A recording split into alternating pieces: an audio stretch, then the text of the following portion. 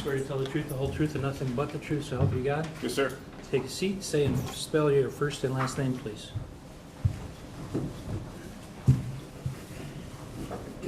Daniel Drewyor, DanielDrewyor.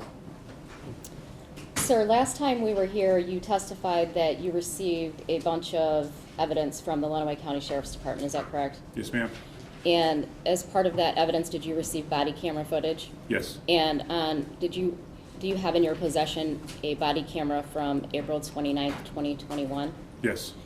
And who was doing that interview? That was Detective Greca with Dale Warner. Okay. Your Honor. I'm sorry, to that name? Detective Greca with Dale Warner. And do you recall if that video was approximately 4 hours and 6 minutes long? Yes, ma'am.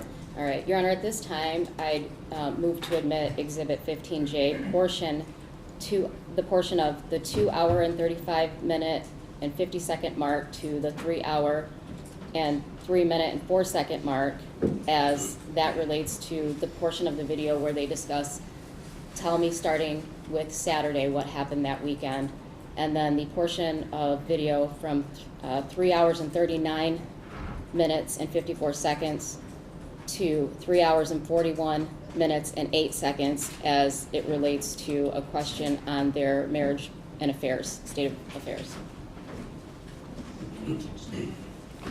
I had previously objected to the video coming in through this witness, and I respect the court's prior ruling. Thank you. And counsel, what defense exhibit number was this? 15J, that's part of the drive that we recorded them on. Okay. People's proposed exhibit 15J is admitted. Let's start it at the Thursday, so it was bad Sunday morning, last week here, Sunday morning, 6 a.m. roughly. Alright, so let's go back to Saturday morning. Let's start with that one. Saturday morning, you're shaking your head, yeah. Well, I'm trying to go. You asked me what I did Saturday morning? Yeah, it's, So you already know. I know what we did Saturday morning because I had my son and Ivan was with me. They got here. Well, I'm gonna try out. So you wake up Saturday morning, are you both in bed, or you remember that one? Was she out or no? No, we're both in Saturday morning. As far as I can remember, yeah, we're both in bed. Alright. I got up and Roughly what time do you get up? I usually get up about 6 or 7. So that's been standard that day, is Yeah, I get up. Okay, and you know, slept together, you question mark, you believe. Yeah, I'm pretty sure we were. So, Okay. Saturday. Alright, and you get up, and she stays in bed, she was like, yeah, she's a little slower than yours, and she stays in bed. She don't get up in the morning. what roughly would have been her time? Well, she had to have I thought she had to have my daughter to a soccer game at 9, but it turned out it was 11. So I imagine she probably got up around 8:30, 9 o'clock. We'll try to stand over there, so I'll try. But that would be probably a question for Raquel, because she probably called, text back and forth Raquel, so whenever you see a text message in the morning, you know she was off. Okay. And they are getting that stuff right now, you know, from your, as well, if the text was on there, they get that from yours right now. So 6 a.m. roughly, you woke up Saturday, 8:30 roughly, or so after 6, what do you do? After 6? Yeah. We'll try to run it in order the best you. I'm trying to think, we could look, I'd have to go out and look at the time card to see when Jared and my son got here, because we got stuff around and we went over to put tile in on Saturday morning. So you're on the farm, and until you drive there, you believe you're here until you go to the farm. Well, we had, I'm trying to think, we moved all the machinery over there Friday night. It seems like Dee Dee brought us back. If I'm on the right day, it seems like Dee Dee brought us back pizza from Basil Boys on Friday night. We were over putting tile in on Tipton Highway. If you come down Tipton Highway, you see the tile, and that's in the mini center still. We were there late till about 9 or 10, putting tile in. Friday time. Tipton. Right. I mean, my son was a big time. The time cards would show that we're there putting tile in, and we wanted to finish up. We had a roll left to finish up because we're trying to get in because it was talking rain. So we went over there that morning, and that's where we were, that Saturday morning. Okay, so you get stuff from here. then you go over that, that's what you think you're next. Right, we had to get batteries and stuff for the sawzall and the drills and tie all the couplers and tape and stuff we took from here. There's some Roughly what time do you think you left here to go to Tipton? I think it was around 8. Just trying to think if there's any breakdowns or major problems. It was Saturday, so all the trucks were here. The mechanics were working on the trucks. And you actually, I'm sorry, what son did you go with, or are these separate vehicles, but at least he's kind of over there too, or not? Or not, was he not with you? You know what, it was Jaron, the one that was in here. That was Jaron. I never heard of Yeah, Jaron. Jaron. Okay. Jaron was with me, and then Brian, my son-in-law came over. Ivan wasn't here. Ivan had to took a semi-load. He drove for Todd on Saturday. He had to take the load. So Ivan was with me Friday night. And he brought us back pizza and food at the field. And then we all came back here and had some more in the house when we got back. And then Saturday, we got up. Ivan had to drive for Todd. He had to haul, I don't know, some feed or something to an elevator. So Jaron and I went over there. We started to put tile in. Brian, did I go spray? Fuck, I can't remember if I sprayed it. I have to look at my logbook. I might have sprayed the load off first and Saturday morning. What would that have been between? But we were tiling, regardless of what I did before I got, if I was in a sprayer or if I was tiling. We were at the field tiling when Dee took Angelina to the soccer game, and that's when she called me, and that's when I was aware of there was an argument with Terry. Did I lose you? I mean, You actually did, so if you sprayed on Saturday, it would have been, I can't, yeah, it would be before the tile. So I'm gonna put spray question mark before that. Yeah, because I mean, I jumped in, What there's so field many. did you hit then? My log thing is having a sprayer. Okay. I mean, Okay, no, That's- we're gonna take that. we fall back on a crutch when we got all these sprayers, they got all these computers in them, and you forget what you've done, you go punch in the computer and it tells you what was there and what you did, so. Okay. So spray, possibly, I don't remember if I sprayed first and then we went to the field and put tile in, but anyways, we were over tiling So Jaron, Jaron, you tipped the highway tiling with the 8 o'clock. with Brian. Yep, Brian. And then roughly I can't remember, I called Dee or she called me, I called her before 9, asked her if she was at the game and how the game was going. And she said, no, the game is at 11, it's not at, I thought she told me 9 or 10. So I called her early and she hadn't left home yet. And I said, okay, well, call me, let me know how the game's going, because she was giving me a field trip, and I wasn't going to my daughter's soccer game. So, and then roughly, God, it was like, probably 11:30, because the game was going on, and she called me, and she says, are you by yourself? And I says, no, I'm putting tile with Jaron and Brian. Well, get by yourself. And that's when she said, well, how did she word it? Why are you telling the help that I'm taking Xanax or something like that? And I was like floored. I'm like, what are you talking about? You're telling the help that I'm taking Xanax? I says, no, I'm not telling the help that I'm taking anything. And you told Terry this. And I says, no, I did not. I haven't talked to Terry in like a month, because he's one of the drivers. He rolls in Friday night late or Saturday. I don't see him. So, but just before, Friday is the day that she got into it with Terry. I didn't know this until then. So anyways, that's when she says, you told Terry this. I said, I did not, Dee. I don't know why you're all upset, because what Terry does on his own time is his business. Just drop it. And that's when she says, well, I'm all done. We're fucking selling everything. We're done. And she hung up the phone, and I had no more contact with her the rest of the day. I tried calling her several times, and she wouldn't answer her phone. And she went over to her daughter Amber's. All done, we're selling everything. Yeah, and I was dumbfounded. I walked back, we just finished putting tile in. And I was just dumbfounded. I didn't say nothing to the boys. I'm thinking, what the hell Drewyor to say we're selling everything? And I'm thinking, And it's still over that 11:30 phone call that you're talking about. yeah, right, that, well, because she was still at the soccer game with LCS. Yep.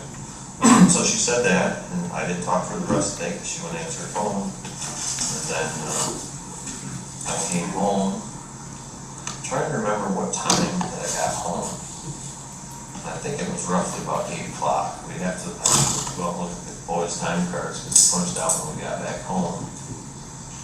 So that was. So you're tiling all the way through to 8 o'clock roughly, so the farm, where I've been wrong. I'm trying to think, where did we go after that? We got the tile, I think we were over the tile all the time. Okay.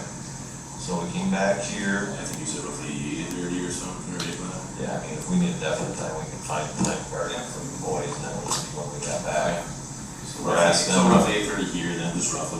Yeah, roughly 8 o'clock, I'd say 8 o'clock, Okay. 8:30. 8 Then o'clock. I got back Saturday here. morning. Okay. Yep, I got back here. I went, Was your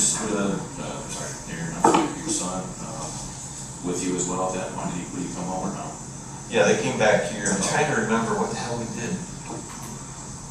He spread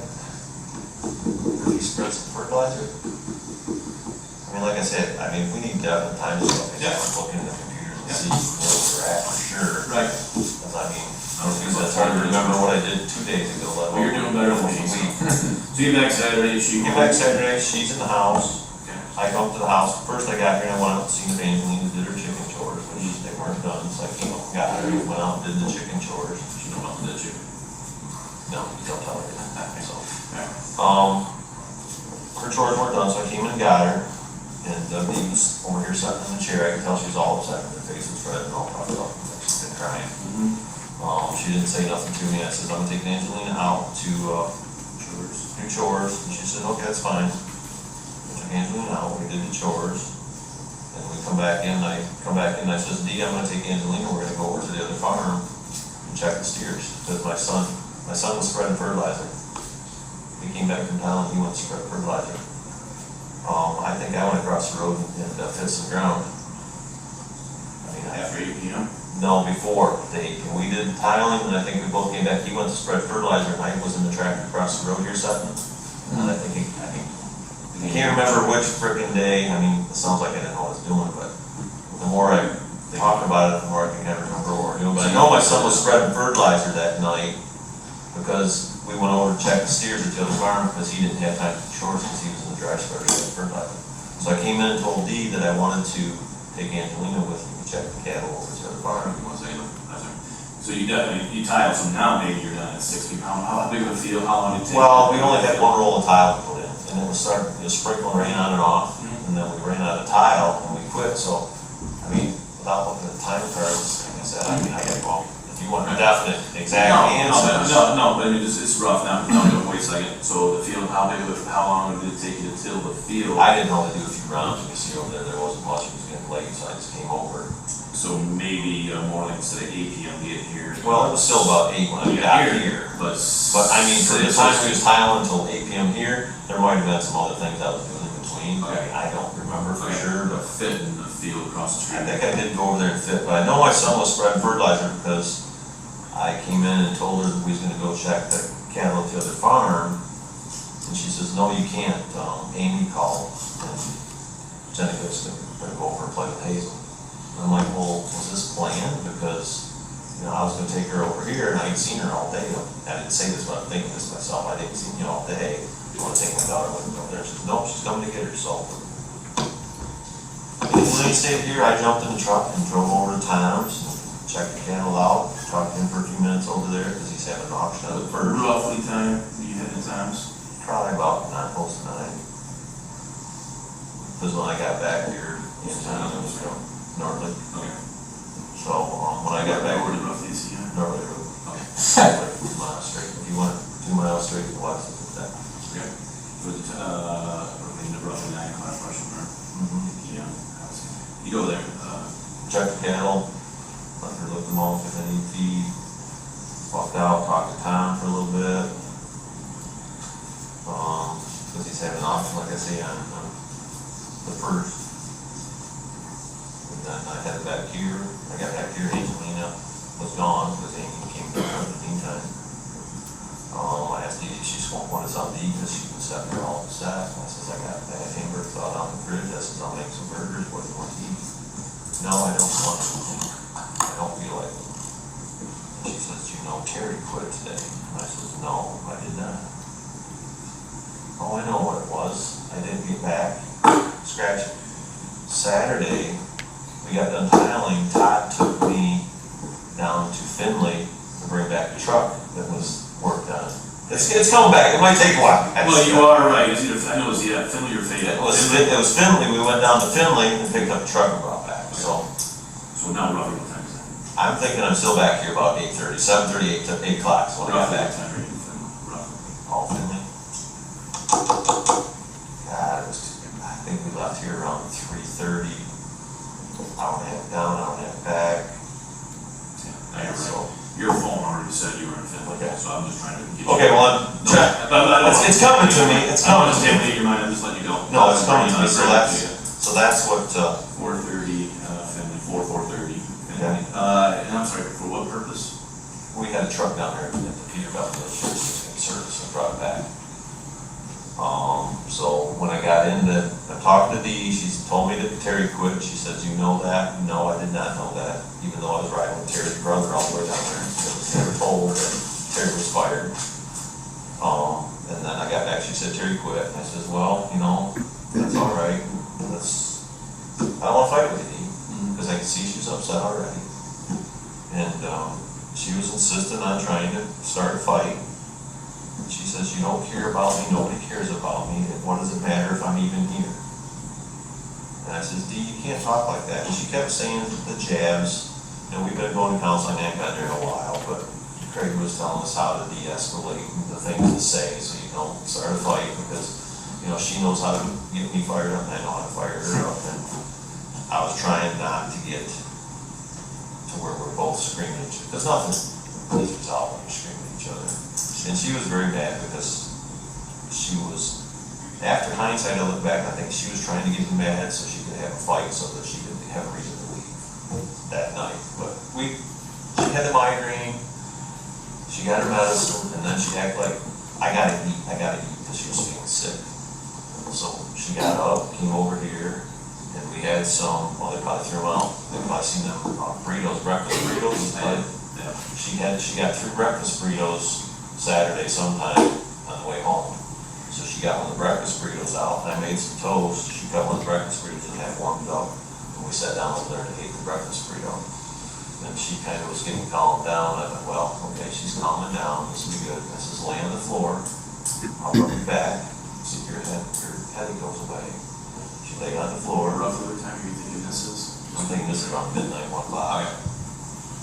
So she laid on the floor, but she took, I don't know, she lived in there, the Midrin, I don't know what the hell's in it, she took like 3 of them.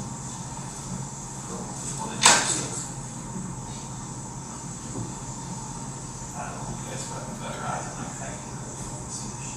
I hate taking pictures, but anyways, it's Midrin is where she takes her migraines, okay. and she took 3 of them, and I thought she was only supposed to take 1. But anyways, regardless. So she started calming down, I rubbed her back and shoulders, she started calming down. And she started getting where she was gonna go to sleep. And I said, "Just go to sleep, Mom." She's like, and she started watching TV, and she kind of dozed off, went to sleep. So then I picked her up, put her on the couch, tucked her in, went to bed. This was probably 2 o'clock, and then I got to bed.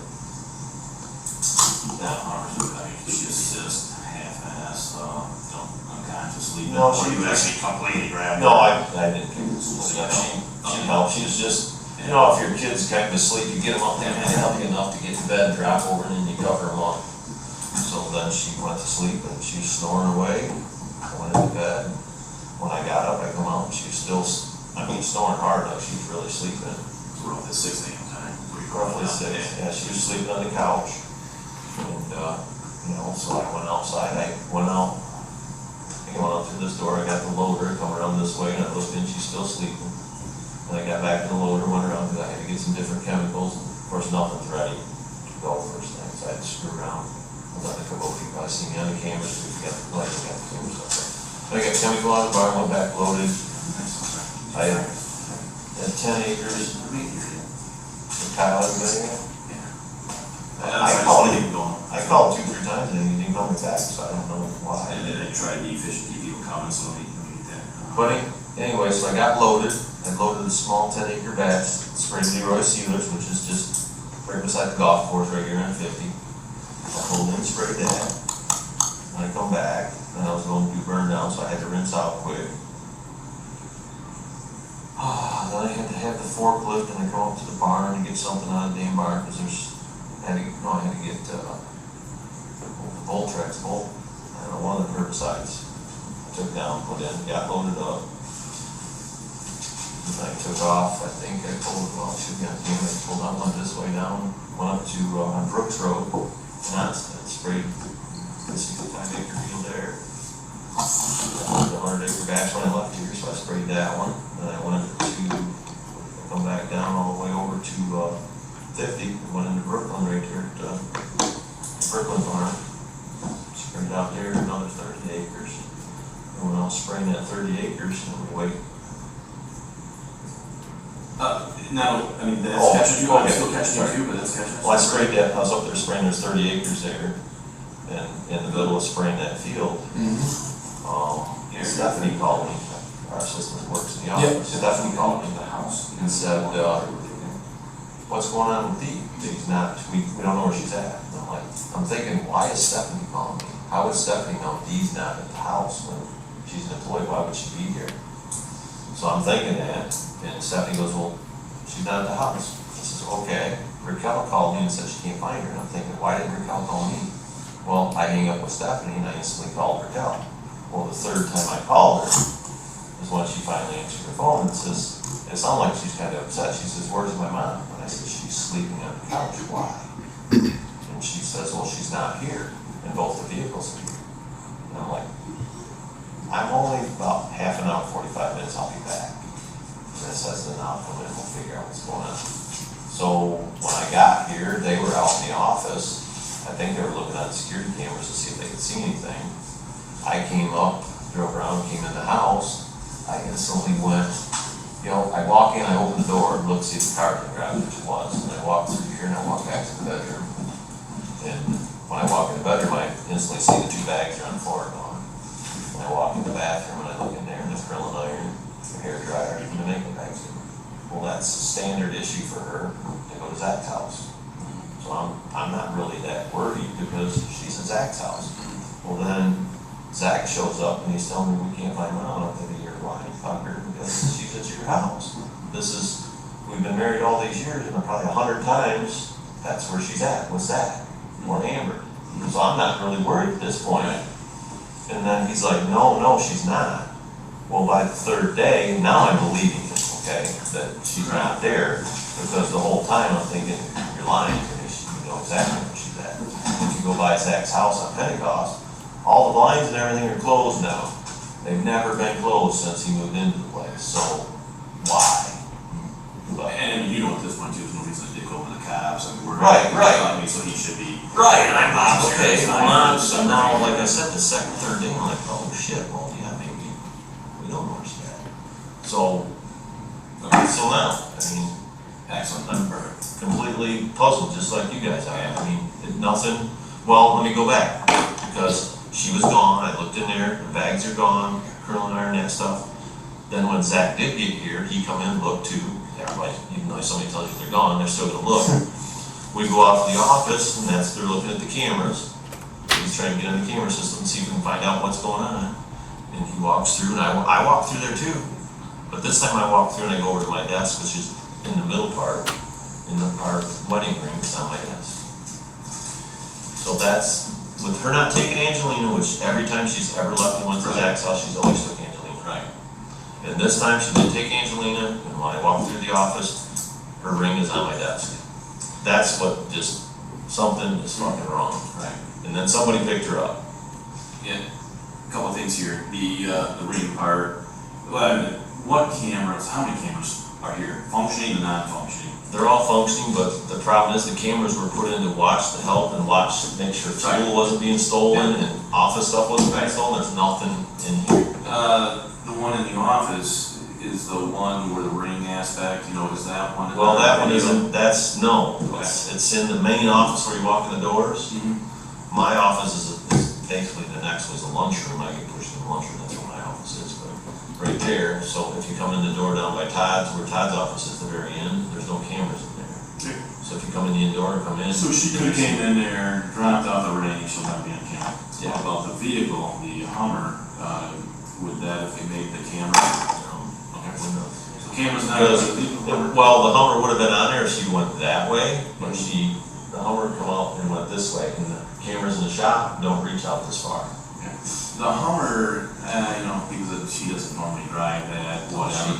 She loved to drive, so I cut her off on driving the Hummer, and told her she would drive it anymore. And it was just someone was saying, it's basically been a month since she's moved that thing. Since we got back from Florida. Okay. And I, But then well, I this put thing it, she does? she drove the Hummer 2-3 times in the last few weeks because she's brought me food to the field with it. She'll drive the Hummer out in the field, so. Gotcha. But she hasn't been driving the Hummer because I had it in park with the camper. I parked it inside because I didn't want it Just outside. tow the Hummer I behind drove the behind the camper, and, it only gets like 5-6 miles a gallon. She used to drive it every frickin' where, and I'm like, D, stop driving it. Just drive it. Well, the Volkswagen gets 50 miles a gallon, but she wouldn't be caught dead. No, I got you. I can see what she drives. I get that, yeah. But, so I basically told her not to drive the Hummer anymore, so.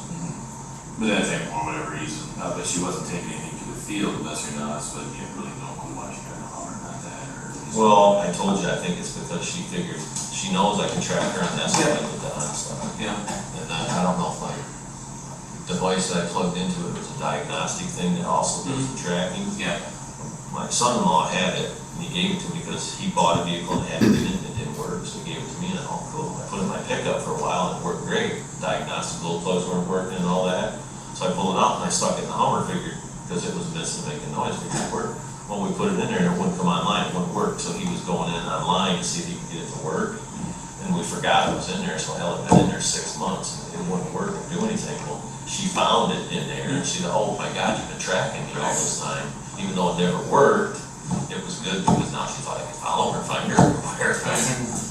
With that being said, do either of them have anything on it now? So you think Just that OnStar does? Escalade, you can find that anywhere. And that one, It never has. Alright, I guess what you really, the reason for that, you don't, I'm sorry, the Hummer not going down there is what I just wanted to drag, or was there? The Hummer, when it was actually down there, so. I think she was paranoid and thought there was still a tracker in it. Okay, so you just want to do that one? Yeah, I think she knew that this one could be tracked. She went on this one, and then she pulled out, went down there, put the ring in my desk, went back out, and said, oh fuck, you can probably track this too, because he knows everywhere I go.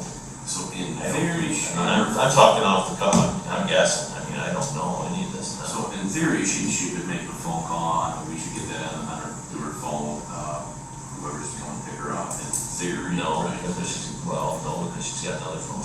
Let's go ahead and talk about that, how do you know that, or what's making? Well, how I know, Anyway. when we went to Mexico, I can't tell you the date. I have to look back and find it. It's been a while ago. It's been almost 6 months to a year when we were in Mexico. Okay. We went down to Mexico. I just kind of blew it off because it wasn't worth the battle. When we went and checked into our room, we was unpacking. There was 2 phones in our suitcase, in her suitcase.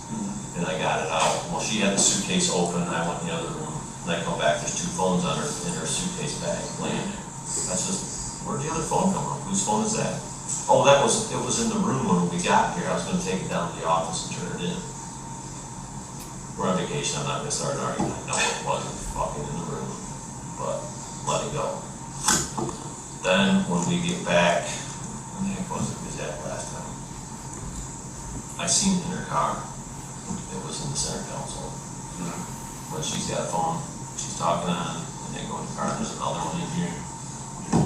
I'm sorry, what other one was? The phone in their car, yeah, I seen that just 2 weeks ago. Okay. What kind of phone was It it? was an iPhone. iPhone. I couldn't tell you Newer, what model. It's a newer, older? it was at least a 10. At least 10? Yeah, but it's a newer one. But it looked like, one of the ones you get like at Walmart, one of the track phones, or burn phones or whatever. It wasn't one you got, well. All iPhones look like iPhones, the iPhones, same, yeah. it looked like the case and stuff looked like it came from like a Walmart or like a track phone case. It wasn't the fancy. Did you ever discuss that with her? I know you don't want to argue in I wasn't gonna bring up an argument. Yeah. It wasn't, at that point, it wasn't worth the argument, because I already know the answer I'm gonna get, it's not my phone. Yeah, and, alright. And the other thing is she would just tell me that it was, one of the other employees' phones or somebody else's phone, so I already knew the answer, it wasn't worth the battle. Okay. That's, going to the counselor talking to Craig, you gotta learn to choose your battles. So I'm guessing that that other phone is who she was using to contact someone.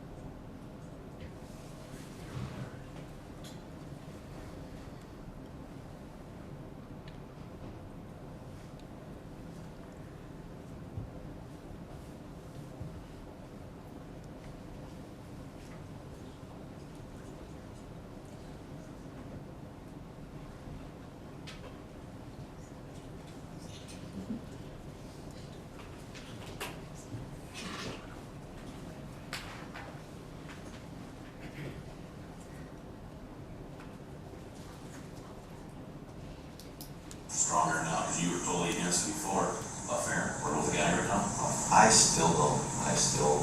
I'll fight that to the end. No, I don't think she's No, gonna. no, you're not getting me anywhere. That's Well, what these no, I appreciate it. You know, so I told her that night when we were in the yard, and I says, we got married for better or for worse. And I says, do you still love me?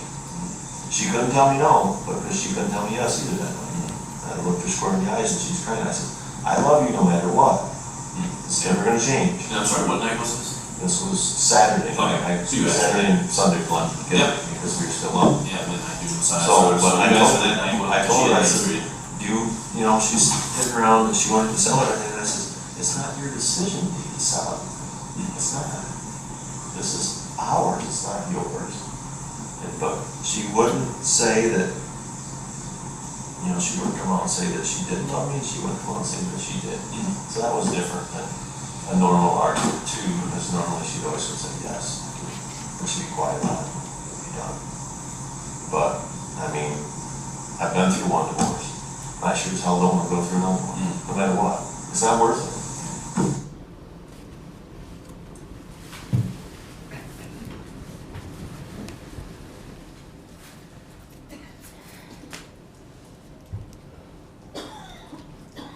Last time we were here, you testified about when you took over this investigation. Can you remind me when that was? That was August of 2022. Okay, at some point in time, did you interview Dale? Yes. And between the time you took over this case and your interview of Dale, what did you do to prepare for that? Preparing for the interview specifically? Correct. We spent a lot of time reviewing his previous statements in these body cam videos, as well as other statements relating to the events that occurred on Sunday morning, 4/25. Okay. Did you hear Dale Warner discuss the GPS device, or what he called the diagnostic tool? Yes, and ma'am, I should add, in preparation for his interview, we reviewed a lot of electronic media also, sorry. Okay. Did you, in fact, do a search warrant for that data? Yes, And you received something back from them? that's correct. And what exactly did you receive back from that company? From Agnic and Vinks, they're one and the same, we received a series of information.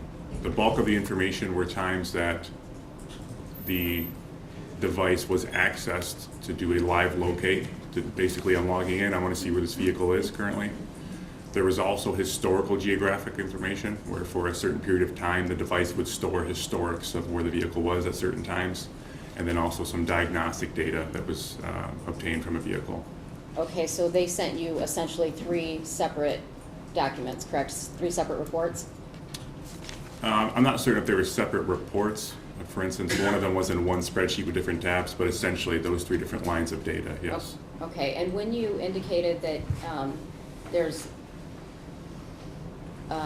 that it was constantly keeping track of that vehicle, how many pages approximately was that particular document, if you know? How much data was on that document?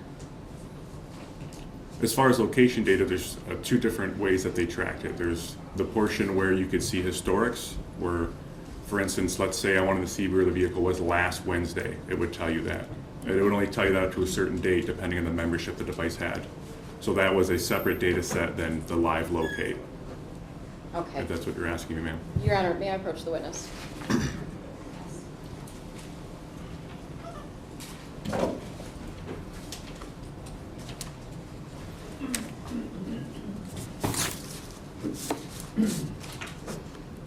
Your Honor, I've handed the witness what's been marked as People's Proposed Exhibit 6 and Exhibit 13. Can you identify what Exhibit 6 is for us? Exhibit 6 is the return from the portion of records that are specific to when someone was logging in to see the live location of the vehicle. Okay, and how many times was that access to look at the live location? I believe it was 176 times Okay, from January to August. okay, and the Exhibit 33, what is that? Exhibit 33 is a list of diagnostic notifications Okay. that were given to the device. How many locations or how much information is on there? There are 4 separate items.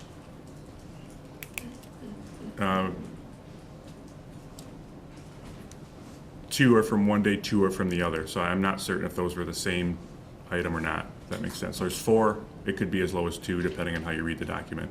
Okay. Your Honor, at this time, I'd move to admit People's Exhibit 6 and Exhibit 33.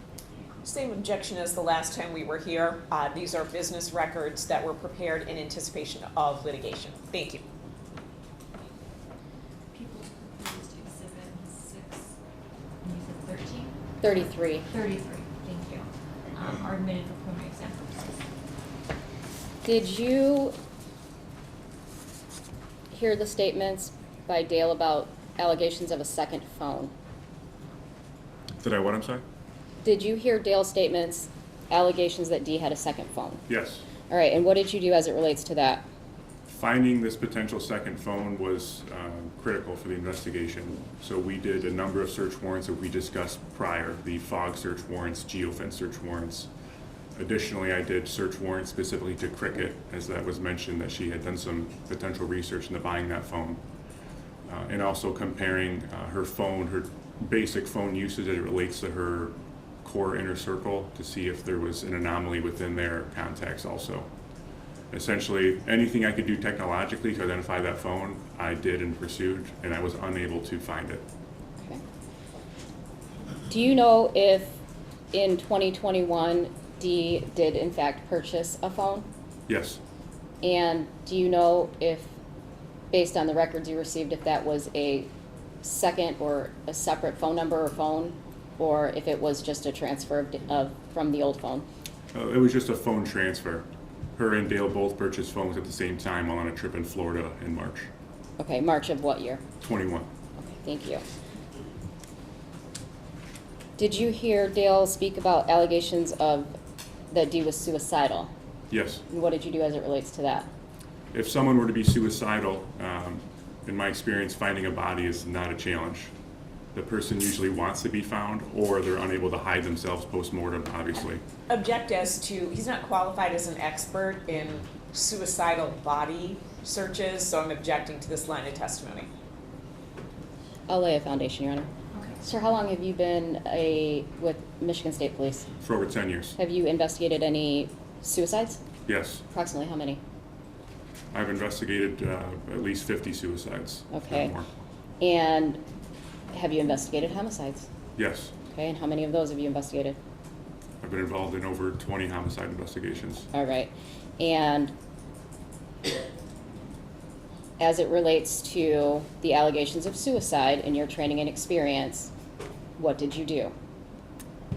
Again, if someone were to commit suicide, finding a body is not difficult. The person can't hide themselves post-mortem. So in this specific instance, to rule out suicide, when we inherited the investigation, we already knew the body wasn't located on the farm. The body wasn't located where anyone had already looked. So one of the first steps that we started taking was to plan a large land search.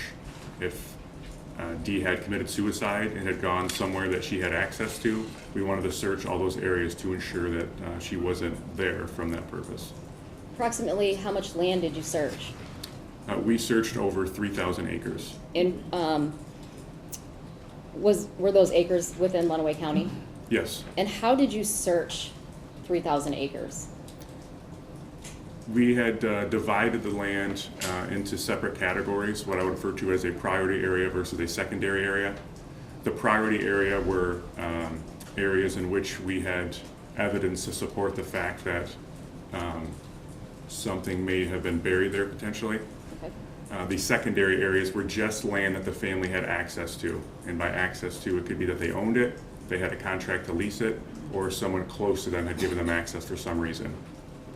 Did you use any special equipment? Yes, so we use ground penetrating radar, we use aerial vehicles, helicopters, drones, we use FLIR technology to detect heat signatures or disturbances, we use cadaver dogs, ground probes, and then all of the areas had foot searches to support those. Okay. Were you involved in any searches on the Warner Farm on Munger Road? Yes, Tell me about the equipment that was present at the farm. the equipment owned by the Warners. Correct, sorry. They have numerous pieces of equipment. to support their farming and trucking businesses.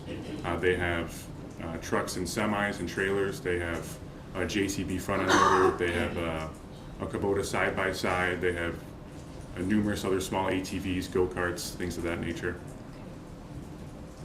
A large commercial sprayer. Okay. Did you hear the statements by Dale Warner that Dee was abusing pills? And Yes. that was a possible reason? Okay, and what did you do as it relates to that? I conducted a number of queries, both from her insurance, from Blue Cross, to get an understanding of what her prescription history was, as well as conducting a MAPS query. MAPS is a database that houses the controlled substances that are prescribed to a particular person. And do you have any training experience in investigations involving prescription medications? Yes, And approximately how many of those have you done? I've worked on dozens of cases that relate to prescription pill abuse. Okay. And within those records, how far back did you go looking at the prescriptions? I reviewed records as far back as 2019. Okay. And did you observe anything that in your training and experience would cause you to believe there was an issue with controlled substances? Objection. So he's investigated people who use pills. He's not a doctor. He's not a pharmacist. I'm not hearing any medical training. So I don't know how this witness would be able to attest that someone was or was not abusing pills. All right, I'll withdraw the question. Okay. Tell me what types of medications Dee was taking from 2020 till 2021? Dee was prescribed a number of medications for her migraines. She was prescribed a generic alternative for Xanax, and she was prescribed, she had a couple prescriptions for pain pills, like a hydrocodone, Okay. and some weight loss supplements also. Okay. When you say pain pills for hydrocodone, that were hydrocodone, is that what you classified? Correct. Okay, and how many prescriptions for hydrocodone did you observe in those records? There was none in 2021, and I'd have to refresh my memory for 2020, specific for hydrocodone. Okay, and do you have that? I do. It's under the RX tab. May I refresh the witness? What are you using to refresh his? What are you using? Under the RX tab, there is a MAPS report that details her prescriptions for 2020.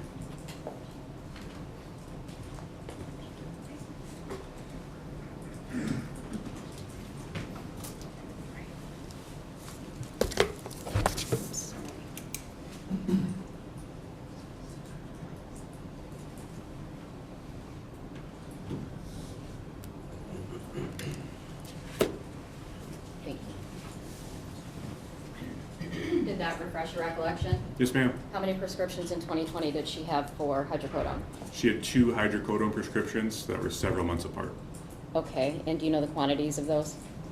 I believe each one was, I can't recall. It was not a prolonged prescription. Okay. What I remember from reviewing those prescriptions specifically is that they didn't overlap. So it appeared she was given a prescription, had used them, months later gets another prescription, but the first one did not carry her to the second one, if that makes sense. Okay, thank you. What date did you indicate that you interviewed Dale again? Dale Warner? That was the week of Christmas in 2022, I'm sorry. And where was that at? That was at the Monroe Post, Michigan State Police Monroe Post. Who was all present for that interview? In the interview room, Correct. myself, Detective Sergeant Scott Singleton, Dale Warner, and his attorney at the time, Larry Lieb. And was that interview recorded? Yes. Your Honor, at this time I'd move to admit Exhibit 15K.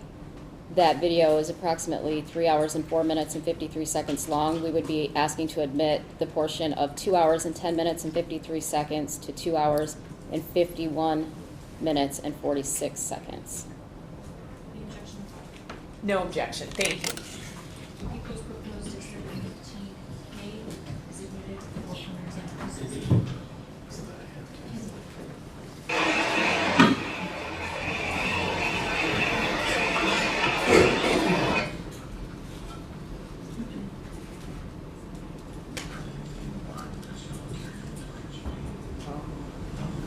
very volatile. Right, you don't want to buy it till you need it? Right, okay. Do you have a quick question on that stuff? I don't want to move into the Are you weekend. able to turn that up anymore? Okay. I'm at max Tell us, volume. what do you remember, and I'm referring to the weekend that, the weekend that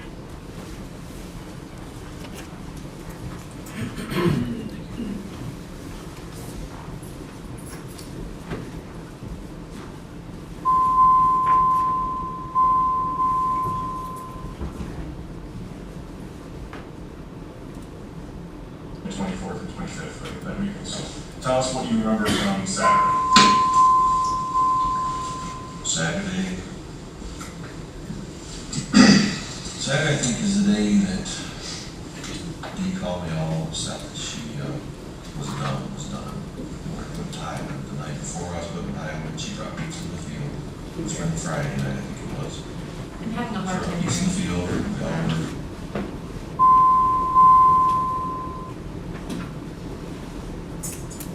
finished that field of tile for partridges. She was gonna take Angeline to the game. She wanted me to know if I was gonna go, but I said, no, I gotta get this done. So I was there putting the tile in. She took her to the game. And then so when she called and said, we're done. I was confused and she didn't talk to me the rest of the day. I think that day, Saturday, I think that's the day Todd and I went down to Perrysburg to pick a truck up and bring it back on Saturday. And brought the truck back home.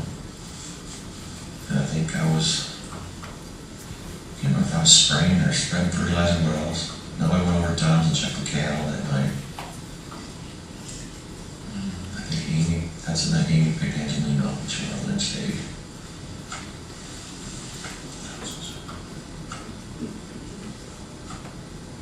Saturday night would be, well, yeah, that's the night that we were talking about what she meant by I'm done. And that's when I asked her what she wanted to do, if she just wanted to stay and watch the kids, or what she wanted to do, and that's when she started getting the migraine.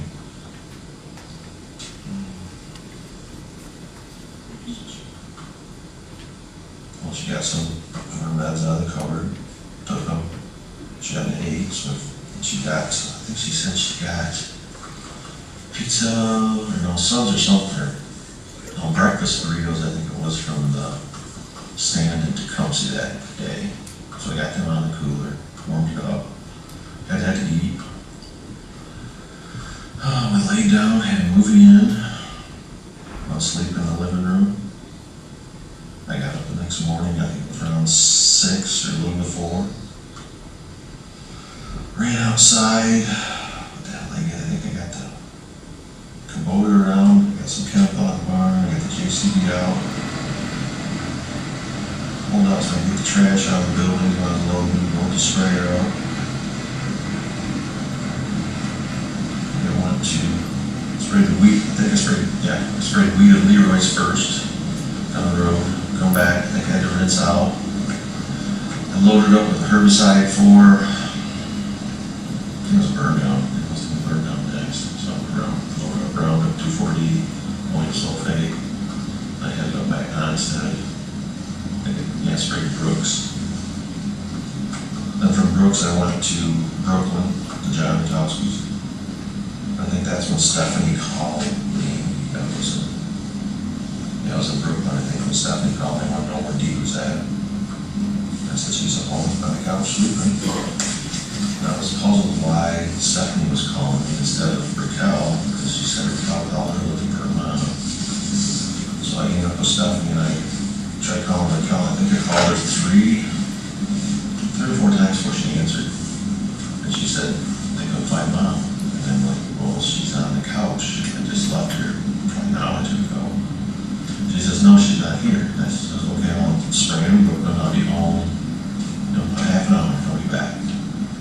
So that's when I finished spraying with the sprayer, come back here at home. I don't remember if I pulled it to the office or I pulled it behind. It seemed like I pulled it behind the house and went in the house. He wasn't there, she was in the house anywhere. And I walked into the bedroom, looked around, and that's when I noticed that her bags at the end of the bed were gone. And her makeup bag, stuff in the bathroom was gone. And I said, her bags are gone. She says, thanks. I'm like, no, Zach's here. She's not there. I'm like, are you sure? She had to pick him up. She says, no, the car's here. I said, well, Hubbard's here too. I said, well, Zach picked her up. No, he didn't. And then Raquel went in the bathroom, looked around, and she agreed with me because she said, well, Mom's hairspray's gone. Off the counter. Well, hell, I wouldn't know which hairspray she had. When Raquel picked out, she took her hairspray. She didn't take Raquel's hairspray because hers was on the counter. So then, I think I'm gonna pull out front to the office. And hindsight now, looking back, this is weirder than weird to me. Dee's been gone an hour to 2 hours, and the kids are here all in a panic, and she's left countless times. This is weird. And then Zach's in the office going through the security cameras, trying to figure out where's Mom's at. He wasn't going through the security cameras, he was deleting shit off the cameras because he picked his mom up and he wanted no track of him. That's If I can, I'm sorry, I'm cutting off on a tangent on it. I appreciate the information, but specifically the Saturday, can you describe the source of Dee's anger? What caused her to get upset that day? Can you talk to us about that? I guess she got into it with Terry, one of our drivers, over something his girlfriend or his wife or his ex-wife or to-be ex-wife had done. I guess they had a big argument and he quit. And then she got into an argument with Todd that day over dispatching or Terry or who knows what else they were arguing over. He just said he called her out and said, I know what you've been doing. It's been taking this money, I know you've been doing this. And I think when she'd been hacked, she couldn't hide it anymore. There was, it's been told to us that you had informed some of the employees, however, that it happened, that she was taking Xanax and she didn't take kindly to that. Can you describe that to us? I did what now? So we were told that you had informed, whether it was Todd or Terry or both of them, that Dee was taking Xanax, and that was a portion of her being upset that day. No, I've never told employees that she was taking Xanax or anything like that. Okay. The way it was presented to us was, and I'm paraphrasing, Dale went behind her back and told employees she was taking Xanax, and that really hurt her because she didn't want people to know, essentially. No, I never told them like that. They all knew we were going to see counselors. That was it. I never told them that he was taking a Xanax or that stuff. Okay. So outside of the phone call you had with her at the soccer game, can you go back to that? What happened from that? I didn't talk to her the rest. She would answer. I tried calling her several times, but she wouldn't answer her phone. I just finished, I can't remember, we finished putting tile in. I can't remember if I went to the sprayer and sprayed more. But I know I had to take Todd down to, pretty sure that was the day I took Todd down to Perrysburg to get one of the trucks to bring back home. And I asked Todd on the way, and he said, yeah, him and Dee got into it, but he didn't really say much. Other than, I called her out, and, Terry quit today, and great, Terry quit, now what the hell am I going to do? My best driver's coming. What was your instinct then? Do you think this was going to resolve itself, or what did you think at the time? Is this spat kind of comment amongst these people? I figured, I'm going to have to go out and talk to Terry, he'll be back to work on Monday, this will all blow over and we'll be gone. Okay. I mean, I'm gonna go in the house tonight, I'm thinking this, I'm gonna go in the house tonight, I'm gonna get my ass chewed for something that I know nothing that went down, I'm gonna get chewed out because I didn't stick up for her with the Terry argument. So I know I'm gonna lose this battle already, even though she's 100% wrong, so I'm just gonna have to bite my tongue. She argued with Todd, I'm thinking, well, the last thing I need to do is have Todd quit too, because then we'll really be screwed. So I'm thinking, yeah, she's gonna argue, screaming out at me tomorrow. I'm gonna have to go talk to Terry, get him to come back to work, and same with Todd, and it's gonna be, well, it'll be tomorrow, because that was Saturday, so Monday. I'd have to talk to him, get him back, and get it figured out. Her normal week, she'll be gone for a couple days, and she'll be back. And at that time, thinking about Saturday, with how upset she was over this argument with her employees, essentially, Todd and Terry, what do you think her mindset was like? I don't know. I don't know anymore what she was thinking. Some of the statements you had made in the past were that you were concerned she was abusing her pills and that she may be depressed. Is that accurate? Yeah, I think she was depressed. I think she was, well, she was upset and depressed because she didn't know what she was gonna do now because, her bus driver quit, Todd's probably gonna quit, so now what the hell's gonna happen with the trucking company? She can't do it. That's why she was saying, we're done. Nothing else to me, I didn't know that a lot of this shit was going on. Okay.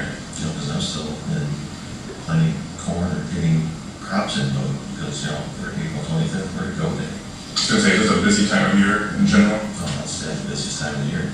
Okay. April 25th is when on a calendar, pretty much every year, I start planting corn on April 25th. Okay.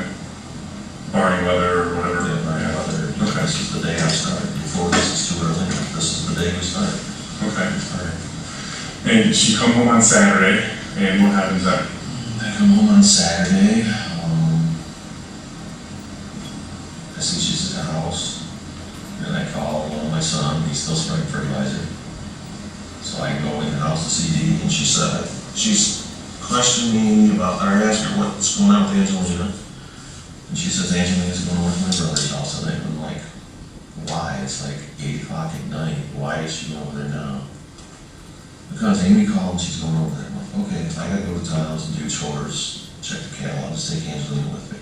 No, Amy's coming to get her. Okay. So I go over and to Tom's, check the cattle, feed them, talk to Tom a few minutes about planting and stuff. I think I had anhydrous on over there, was doing it.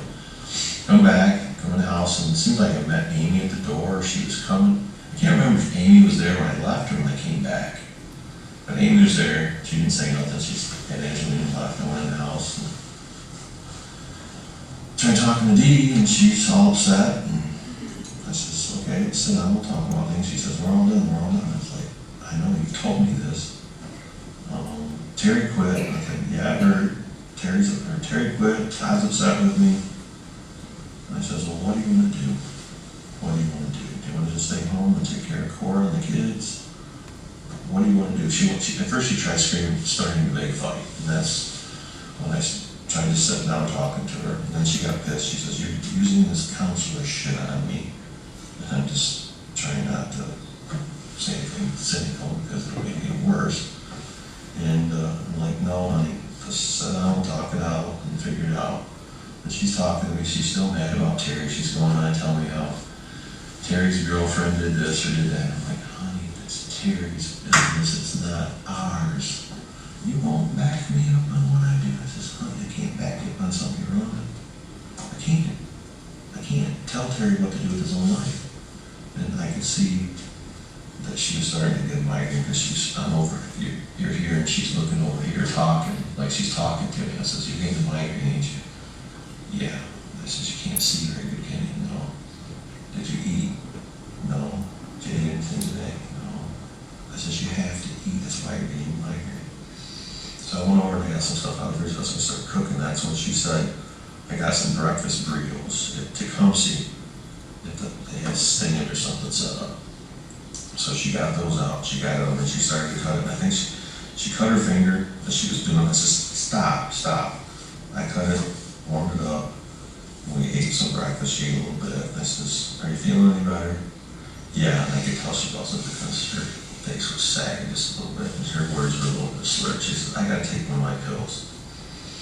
So she went over to the counter, went through her pill vials and got one and took it. And we went in, sat down, we're talking, she's still eating. I says, you gotta drink something too, because you're getting dehydrated. That's why you're having this problem. And she's like, no, and she's just crying. I just don't know what to do. I don't know what to do. I said, just lay down, rest, we'll watch a movie. That's what we did. We laid down, and she just rubbed her back a little bit. She always wants me to put pressure on her head to make her feel a little better. Rubbed her back, her neck, and she seemed to be getting better. She was talking a little bit, and I thought things were getting better.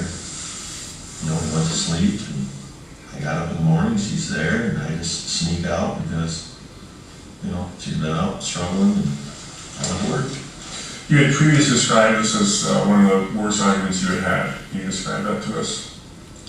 It was one of the worst arguments that we've had in a way that she's never said we're all done, and I was confused at what she's talking about. Mm-hmm. And then after, I get into it more, we're all done, and now a year and a half later, she knew she couldn't cover the line anymore. Mm-hmm. the money that she took, the stuff they done in the computer, the deleting stuff, they know it's all gonna be found now. She can't hide it. You had previously stated that you gave her some medicine. Can you? No, I never gave her any medicine. Okay, any idea why you might have said that then? Yeah, I don't recall saying that, because she always got her own medicine out. Okay. No idea why you might have been mistaken about a different day or something? Maybe I went and picked medicine out for her at the pharmacy. Okay, that specific day or another time? Would probably been another time, because I didn't get anything for her that day. Okay. So I want to be clear, you did not physically give her any medicine? The medicine she took, she obtained herself from wherever? Yeah. Okay. And you only saw her take, you saw her take I one didn't see pill? what or- she took. Okay. You know, living room's here, the medicine she's at the counter, she went over there, got what she was doing downstairs. You're referring to the counter with the wood over it, kind of by the dining room table? The bar that's off to, you know, it's got the wine rack in it. That, okay. Yeah, Oh, okay. that You covered guys it. still get together on the phone over there? Okay. Yeah, that cupboard right there is where she got all her medicine. Her medicine wasn't there, and the rest of the medicine, like for aspirins and normal household stuff, was all over in the kitchen. Okay. Her cabinet over there, she kept all hers separate over there, so it was away from everything. But I was over by the kitchen part, getting, you know, the food warmed up, and she's, I'm gonna get a pill or whatever she's getting. She went over there, got something out of the cupboard, took it, come back and sat down, give her the food she ate. Okay. And then what time did you and her fall asleep? God, I was thinking it was 11, 12 o'clock probably. I was thinking it was later, but I think it was around 11, 12 o'clock. Okay. Can you describe that? Just lay down and sleep. Where? Right in the living room. Both of you? Yeah, Okay, specifically where on on the floor. the, okay, is that common? Yeah.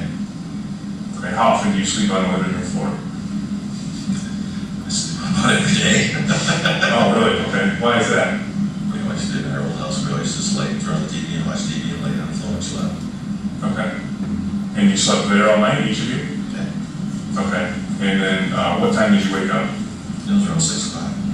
And what's a normal morning for you? What do you, as in great detail as you can tell me, what do you do when you wake up?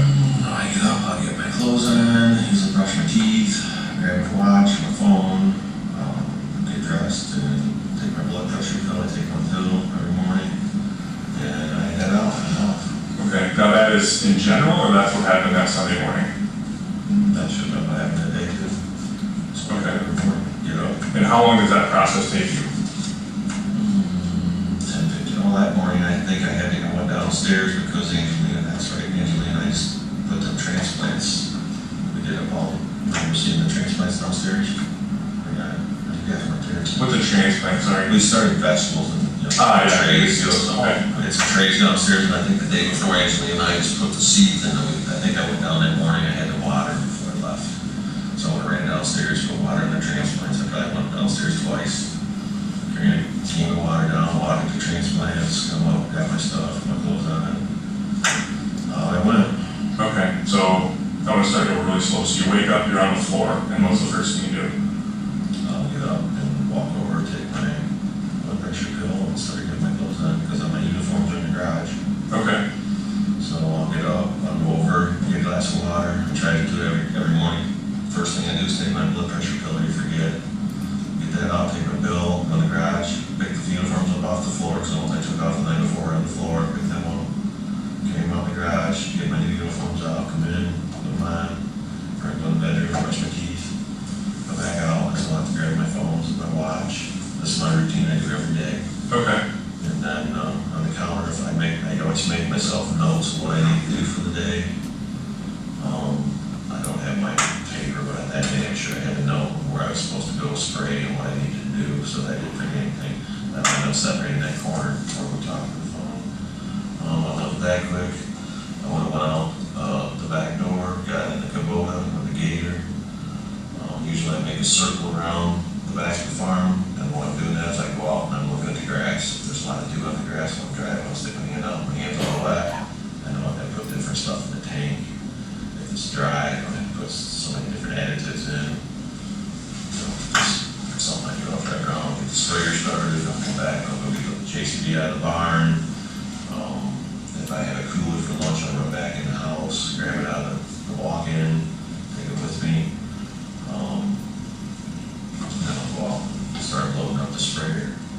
Do you typically shower in the morning? No, you shower in the evening, I presume? Usually at night when I go to bed.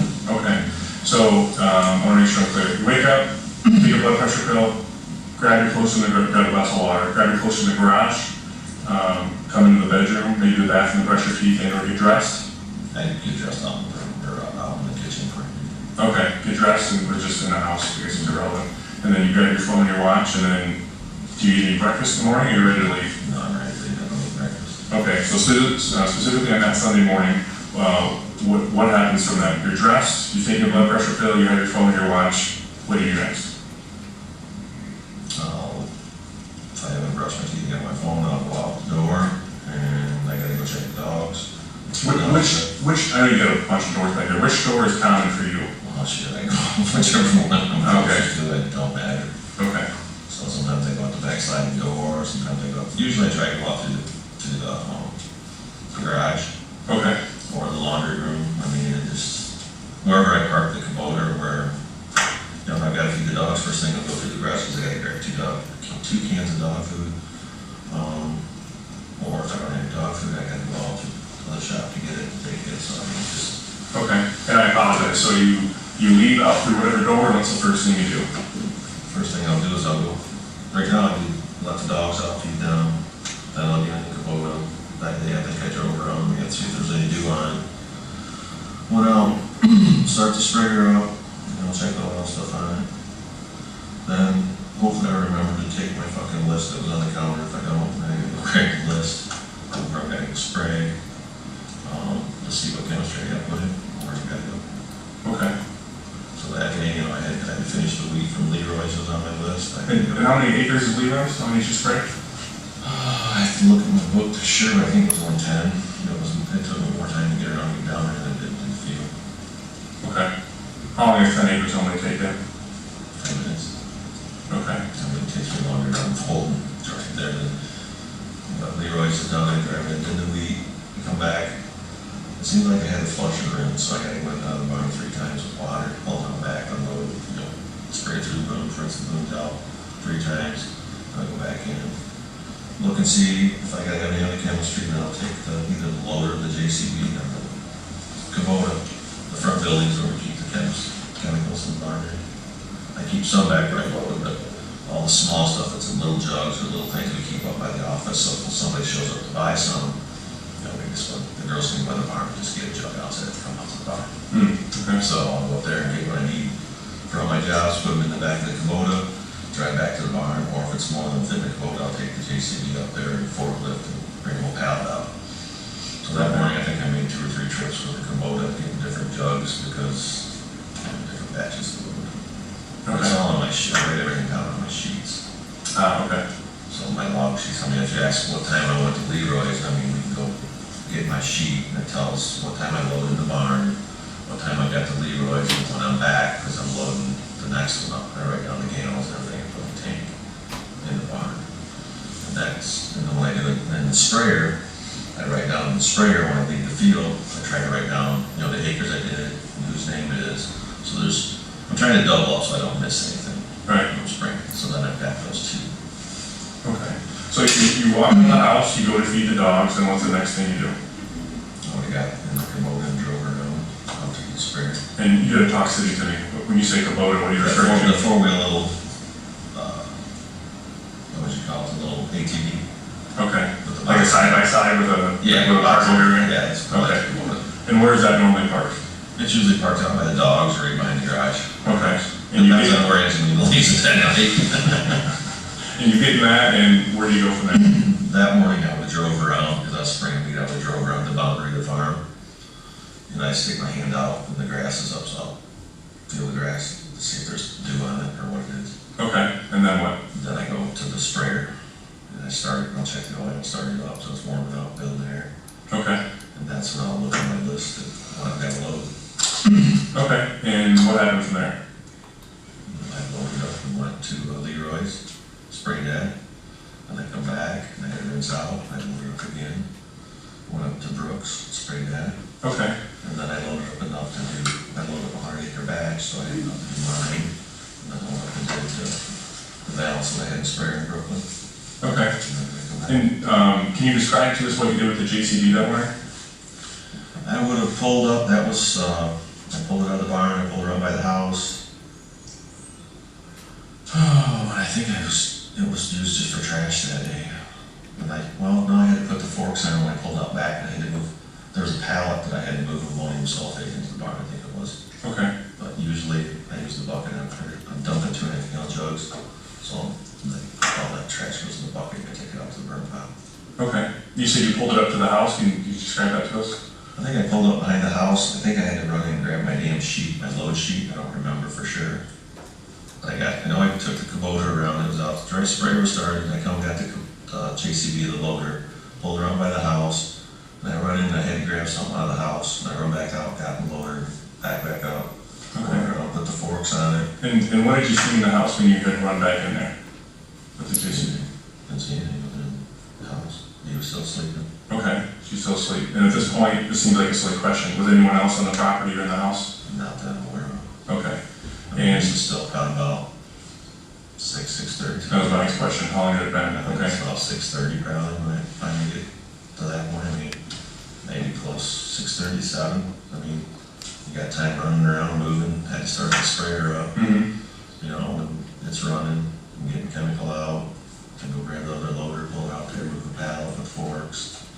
Okay. Get that. Back here. Yeah.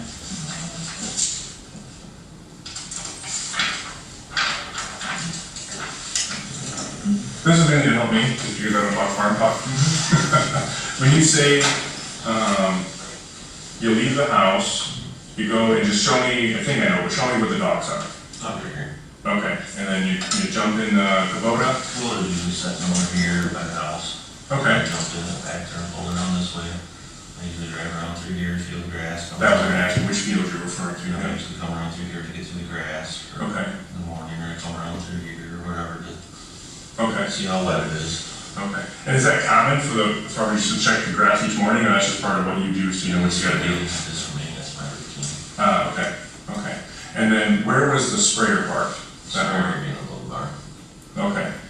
And you start it and leave it there while you're loading everything else up? You said it builds up air? Is that so, like, a little air to spray? Well, suspension goes up, those air. Once you started, okay. And where was the JCB parked? JCB's inside the barn here.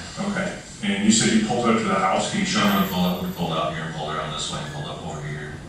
Want to grab what I need in the house, come back out, went back on through and out here, get stuff out of the barn, move it over here. Okay. Do you mind if I make some notes on here with you? Is that okay? Yes, I She said this is the Kubota? Yeah. Could you just draw an X for the Kubota bus? I think the quote was in here. You got a better pen there, Parker? Maybe. If you scribble out, it might work.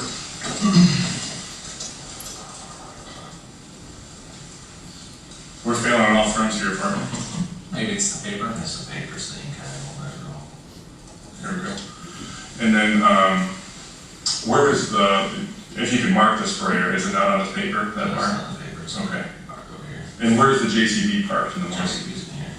And then could you just draw an X on there for me, just to make sure I understand? Different people call the buildings different things, so I want to make sure.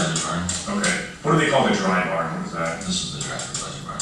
Oh, okay. And then there's a wet barn? Does that make sense? The lower barn over here. See, that's what I mean. It's Good people. See, it's all Okay. like about tanks are here, it goes up in here. Okay. And then you pull out of the JCB and can you show me where you parked it behind the house?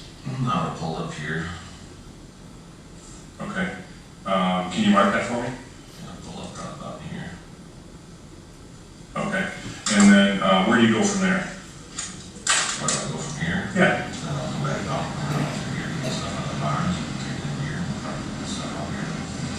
Okay. And then what happens after that? You drive the JCB over there, and you're here in the JCB, and then what happens? I go in the sprayer, go spray. Okay. And when you, how many minutes do you think from when you were in the house to when you got over here and left in the sprayer, how many minutes is that, if you had to guess, that Sunday morning? Before I left with the sprayer, Correct. boy, I think in my book, tell me when I was looking, what time. If you had to guess, do you think is this an hour long process? That's just half an hour, 45 minutes. Okay. Because And, trying to remember if I had to rinse before I loaded the weed spray out, or if I rinsed.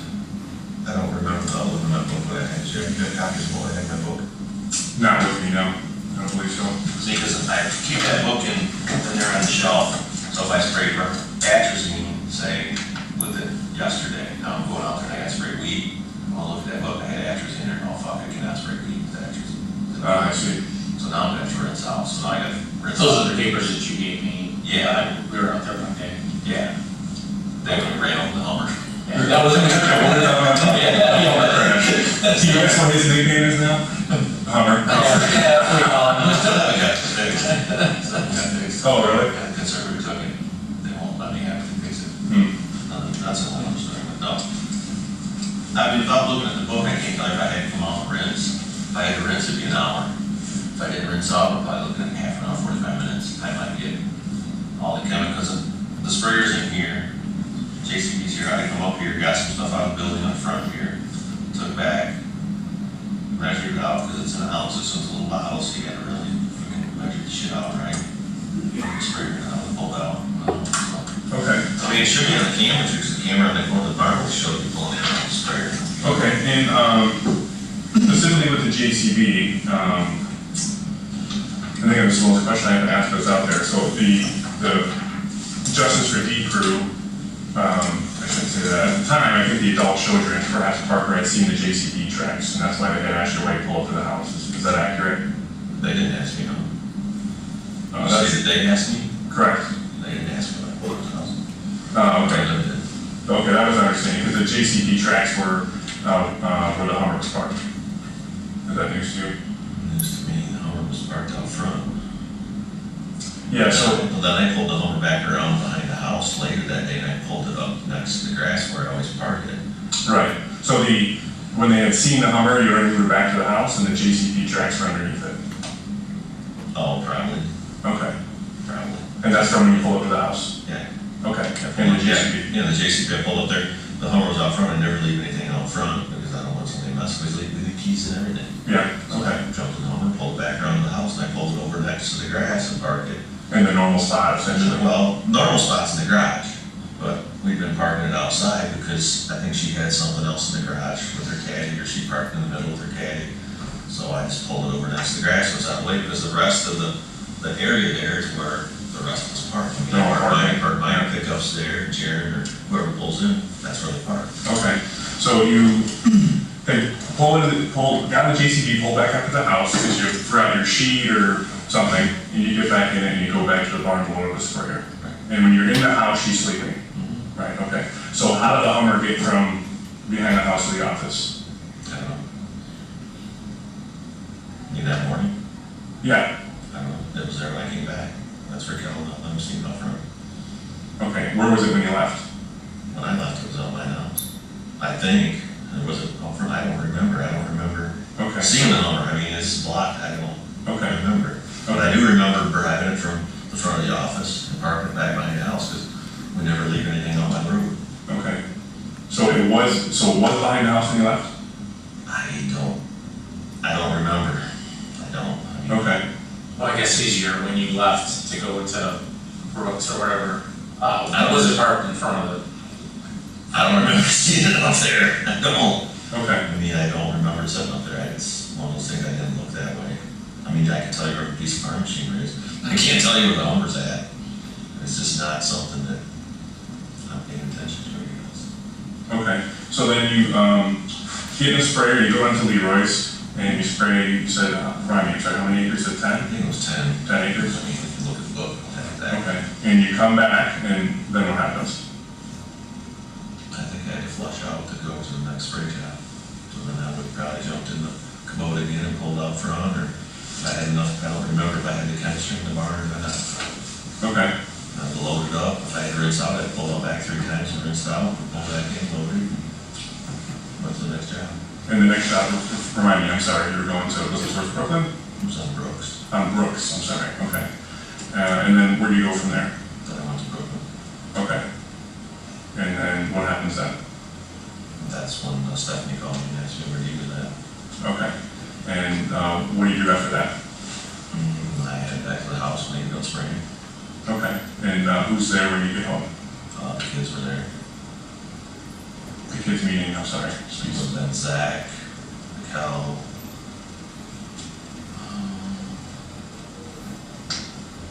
I think that was it, just Zach and Cal and Dustin. I don't think TJ was there, or Amber.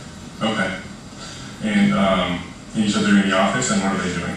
They're going through the computers, looking for the security tapes or cameras. Okay. Which I was dumbfounded they even had the codes to get into it. Yeah. And they did. And when you access the cameras, what were you looking for? I never accessed them in the office. I didn't have the code to get into it. Yeah, when you did access the cameras, what were you looking for? I know it's a silly question, but I was looking to see, what was going on that morning or wherever they moved to. I didn't look at anything other than when Zach was there because they had me locked out. I couldn't get into it. okay. Well, there's absolutely no doubt you accessed the cameras that morning. I'm just asking you what you were looking for. It's a silly. We're trying to move the sheriff's department, so we just need you to explain everything, as silly as it sounds, I mean, they were looking to see what cars were buying with a big deal. Okay, and that's what you did when you accessed them? I didn't access them. Zach already had them on the screen. Dale, we promised to be honest with each other. I did look. Just listen, there's absolutely no doubt you accessed the cameras. If you were just looking for your wife, then just say you're just looking for your wife. I was looking for my wife, but I didn't access the security cameras that morning. You have access to them on your phone, correct? Yes, if it'll work, and it would not work. Okay, so when you tried to access the cameras, what were you doing? I was looking to see who was in the office, if Dee was on the cameras. Okay, so it's just looking for Dee, that's all I was trying to get to. Yeah, it's looking for Dee, see where she's at, but I already figured she's at Zach's house, but. Okay, and that's specifically from your phone, that's what you're attempting to do, right? Right. Okay, and is that, I think it's called milestone? Mm-hmm. Milestone? Is that an act you typically have problems with? I'm not familiar with it, is it? Yeah, it's horrible. Okay. What are you supposed to be able to do from the app? You're supposed to be able to see the cameras and see what's going on all the cameras. Okay. And how often would you try to use it? I would try to look at it on and off.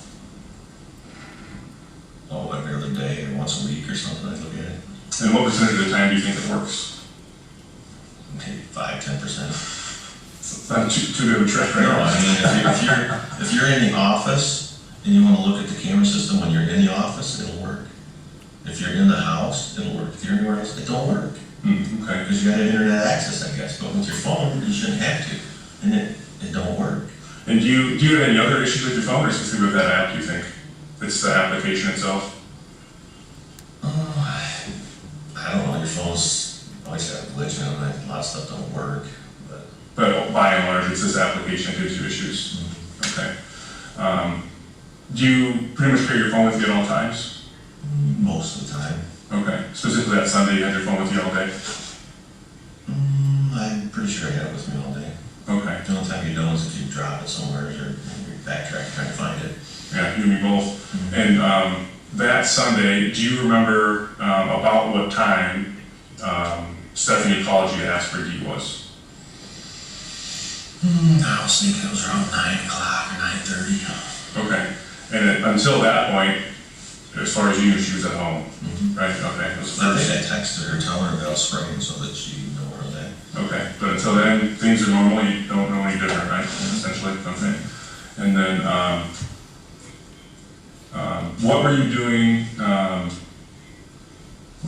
Why did you access the Cadillac that morning? What did you want the Cadillac for in the garage? Access the Cadillac for.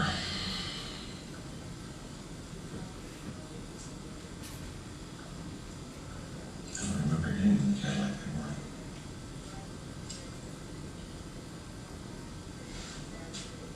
I don't remember getting the Cadillac that morning. You accessed the Cadillac. Do you have any idea why you would have done that? No. I didn't get in the Cadillac that morning. What would I get in it for? I'm not Unless sure. there was something in it, I had to get out of the car. I'm not sure. If I opened the door, I got it out, but I didn't. I only got it in for anything. She's got the key, I don't even have the key. I'm not saying you drove it. I'm just saying you accessed it for some reason. You don't recall why. So I don't access it, mean I got in it, you mean? Or if I look at it on my app on my phone? I'm not certain what you did physically with the vehicle, but you had access to the car.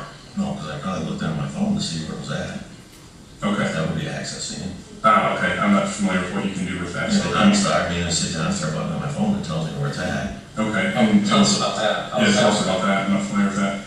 And just the OnStar, I mean, you got the OnStar app on your phone, you can start your car, you can lock it and do it with your phone. Oh, okay. I mean, I just look and hit the button and tell me where the car's at, it's in the garage. Okay, and for what purpose were you doing that morning? Well, they told me Mom's not there, I'm gonna see the car's there. Okay, so you would have accessed that app and it tells you where the car is, and that's why you would have done it to see where she was. Yeah, see if the car's on, well, she gotta get home. Okay. And what about when you tried to locate her iPhone? For what purpose was that? Let's see where she's at. Same thing. I think everybody was trying to find her iPhone. Okay. Okay.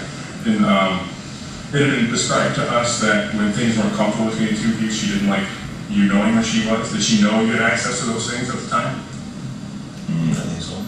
Was that ever a point of contention in recent times? You know, overall there had been disagreements about that. What about leading up to this incident? No.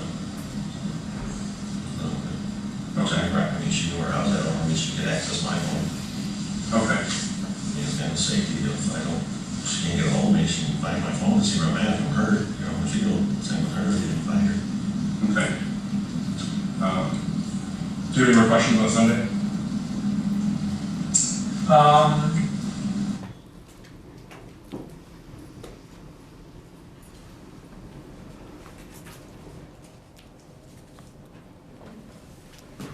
Do you recall what Dale Warner indicated was missing along with Mrs. Warner? Yes. What items were those? Her purse, what he referred to as her go bags, some personal care products like makeup and a curling iron, her wallet, including her driver's license, her passport, and her phone. We talked a bit about search warrants that were done as it relates to both Dale and Dee and their either cell phones or cell service. Is that correct? Yes. And did you have Dale Warner's physical phone from April 2021? Not initially. When we started assisting the sheriff's department, we seized that from him. Okay, and that wasn't something the sheriff's department turned over, it was something you had to go back and get? Correct. All right, and what types of records did you receive from actual phone companies? From phone companies, we received primarily call detail records, essentially records detailing phone calls made to and from each account. Okay, and where did those records come from? What company? Specifically for Dale and Dee, it's AT&T and Verizon. Okay, did you get anything from Monroe County as it related to the phones? Yes, the Monroe County Sheriff's Department aided Lenawee County Sheriff's Department and did a forensic download of Dale's phone at the onset of the investigation in April of 21. Okay, and the records that you received, or the records that came back as a result of those search warrants, do those go to the Michigan State Police Lab? The records from Dale's phone dump and the phone companies, Correct. yes, were given to our analysts. Yes, ma'am. Okay, and if I want to put the records into numbers, or how much is there, how much data do you believe was there? It would be very difficult to describe. It's an enormous amount of data. Okay. In those specific record sets is a lot. When you get those types of records and that stuff is turned over to your analysts, what do they do with that? It depends on the type of investigation. In this specific circumstance, in this case, we were primarily interested in things that had occurred. This is kind of a difficult answer. We asked the analysts to look at a variety of things, including historical data and things that happened specifically on Sunday, and then things that happened after Sunday, if that makes sense. Okay. And the physical phone, was that also turned over to the analysts? Dale's, I'll rephrase that. Dale's physical phone that you recovered when you started your investigation, was that turned over to the analysts? Yes. And what was done with that phone? Our computer crimes team did another Your forensic. objection, only as it relates to personal knowledge. what I'm hearing is someone else did this kind of work, and then he also said, we asked this, so I don't even know if he's the one who's asking for work to be done. But again, unless he's doing the analysis, I don't think that he can speak to the steps of the analysis. Response? As far as the, I'll withdraw and I'll lay a foundation. When you got the phone, the physical phone, what did you specifically do with it? The phone would be taken into evidence and entered as a property item. Okay. Specifically for phones, electronic media, I would take the phone to our computer crimes team, who would run it through a program and create what we commonly refer to as a phone dump. Okay. And is that referred to as anything else? It could be called a portable case, is a more specific term. Okay. And when they create this phone dump or portable case, do they give you anything in return? Yes, I would receive a drive from them containing that specific forensic analysis. Okay. For, I shouldn't say analysis, that specific portable case for me to review and analyze. And were you able to review the contents of Dale's phone either through the portable case or through the phone records? Yes. Okay.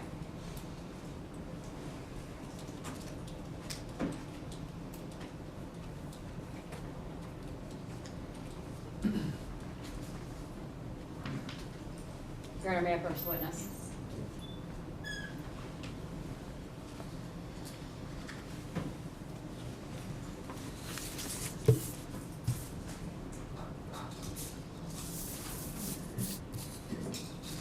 So I've handed you what's been marked as people's proposed exhibits 16, 31, and 14. Can you please look at exhibit 16 and describe what that is for me?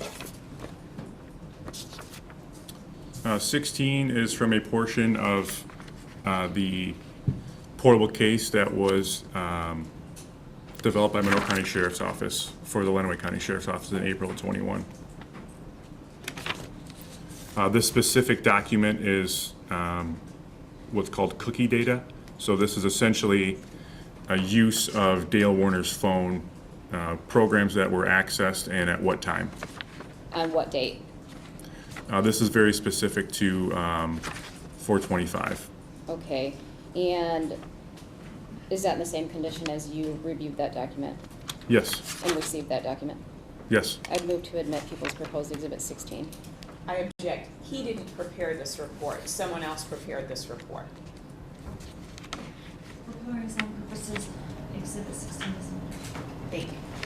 And what was the use on that phone that morning of 425 as it relates to the document I've handed you? It shows that at 7:08 a.m., Dale's phone accesses the My Cadillac app. Okay, and that's on the second page of the document you're looking at? Yes, ma'am. Okay, and go back to the first page, please. Is there another entry for My Cadillac? Yes, there's another one, 425 for 7:44 a.m. Okay, and were you present when Ms. Vanden Heuvel testified Yes. regarding that time? Yes, ma'am. Okay, and she discussed data on the phone, is that correct? Data usage, yes, Data ma'am. usage, okay. And can you tell me what data usage means? Data usage, in regards to her testimony, is when your phone is connected to the network and using data from your phone carrier. Okay, and what if it's not using data? What's the other alternatives? If you're accessing the internet and you're not using data from your phone carrier, you must be connected to a private internet source such as Wi-Fi in your home or at a business. Okay. What is Exhibit 31 that I've handed you? Exhibit 31 is another image taken from Dale's phone. It's a text message sent on 4/25/21 at 7:45 a.m. The text message is sent to D, and it says, "Going to be spraying, call you later," smiley face emoji. Okay, and what approximate time was that sent? 7:45 a.m. and 9 seconds. I'd move to admit people's proposed Exhibit 31. Can I touch there? No objection, thank you. People's proposed exhibit number 31 submitted under exam purposes. What is document or exhibit 14? 14 is from AT&T. These are phone records for Dale's cell phone. Very specifically, this is page 57, which is records from the morning of 4/25/21. And were you able to identify the first time Stephanie Volke, the phone number that's associated with her, calls that phone? Yes, And what is the exact time of that call? that's at 10:31 a.m. on 4/25/21. Okay. I'd move to admit people's proposed exhibit 14. Any objection? Same objection as earlier, thank you. People's proposed exhibit number 41? 14. 14 is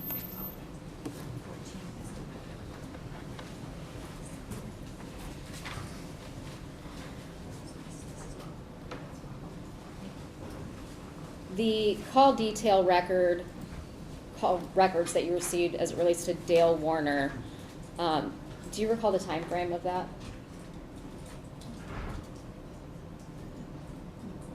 That search warrant was written by Lenawee County, so I believe the records only go until the first week of May. Okay. And were you able to review those documents to see approximately how often Dale and Dee were communicating? Yes, And what time frame are we talking when you say you looked over how often they were communicating? I compared a similar time frame as for her pattern of life, so that is from 3/28 to 4/24, 3/20/21 to 4/24/21. Okay. And approximately how often were Dee and Dale in contact every day? They communicated frequently throughout the day. Most of the communication was from her, originating from her device to his device. Okay.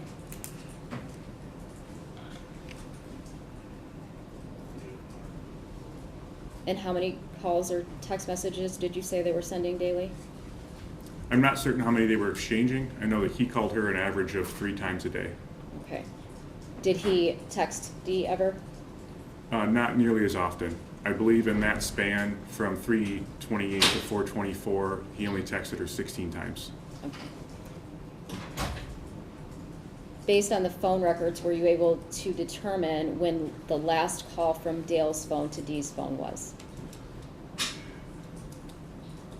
The last in that entire record set Correct. would be on 4/24/21. Okay. And do you recall how many times on 4/24/21 Dale called Dee? They each called each other 4 times.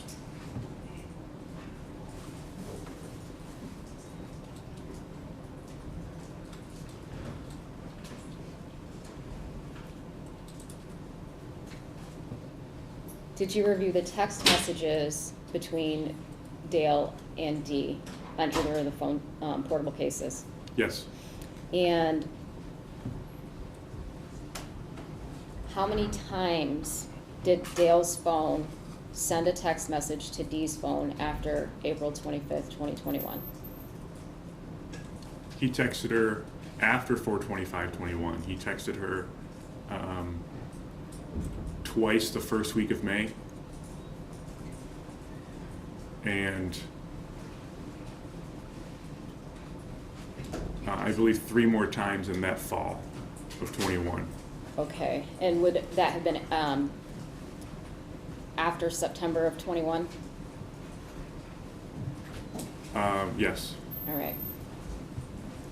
And do you know if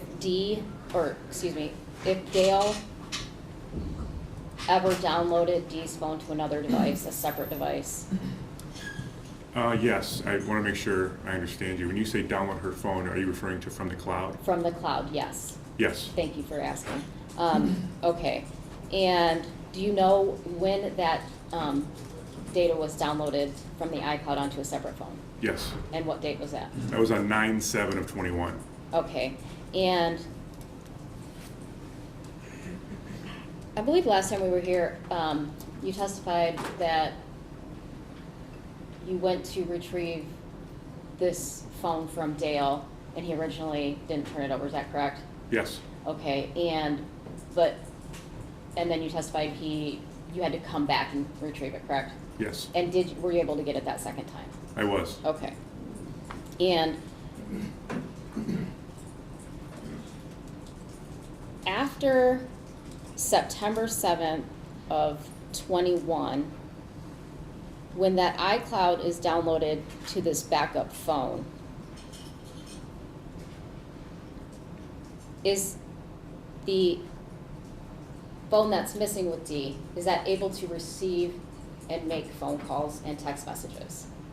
So the phone that went missing with D that was never retrieved, after 9/7/21, if it somehow were to miraculously come back to life, assuming it's dead, it would not have any service, because the phone that was utilized starting 9/7/21 is now the device that the carrier recognizes as the primary phone.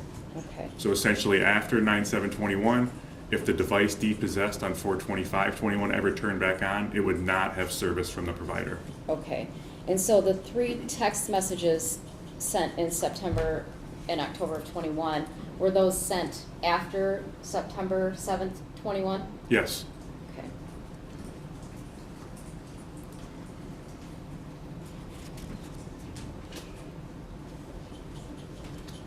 Were you also able to review text messages sent from D to Dale? yes.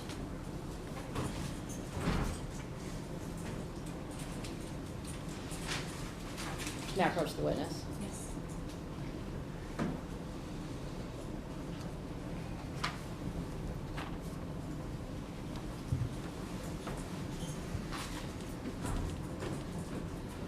I've handed you what's been marked as people's proposed Exhibit 9. Can you tell me what that is? This is a message from D. Warner to Dale Warner from February 23rd, 2021 at 10:02 a.m. Okay, and is that the same message as you reviewed it when you found it? Yes, I've moved to admit people's Exhibit 9. Objection. First is to hearsay, second as to marital privilege. It's communication between a husband and wife.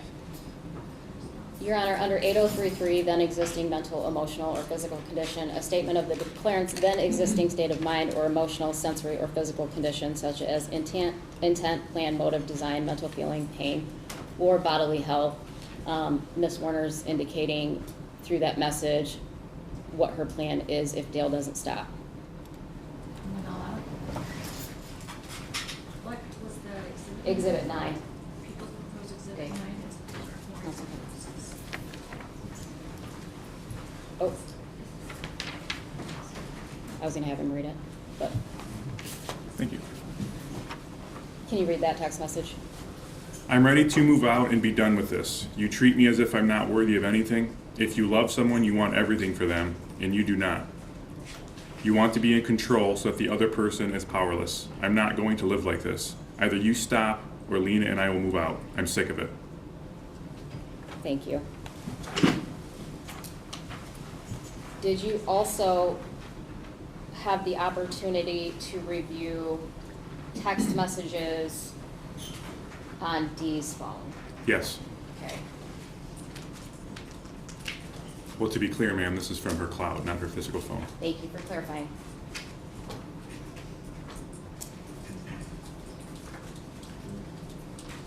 Your Honor, may I approach the witness?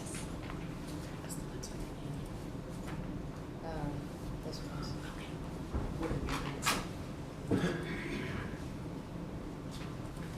That one's just the regular. So that's the other one you used. Okay. And then who's the communication here? This is. Okay.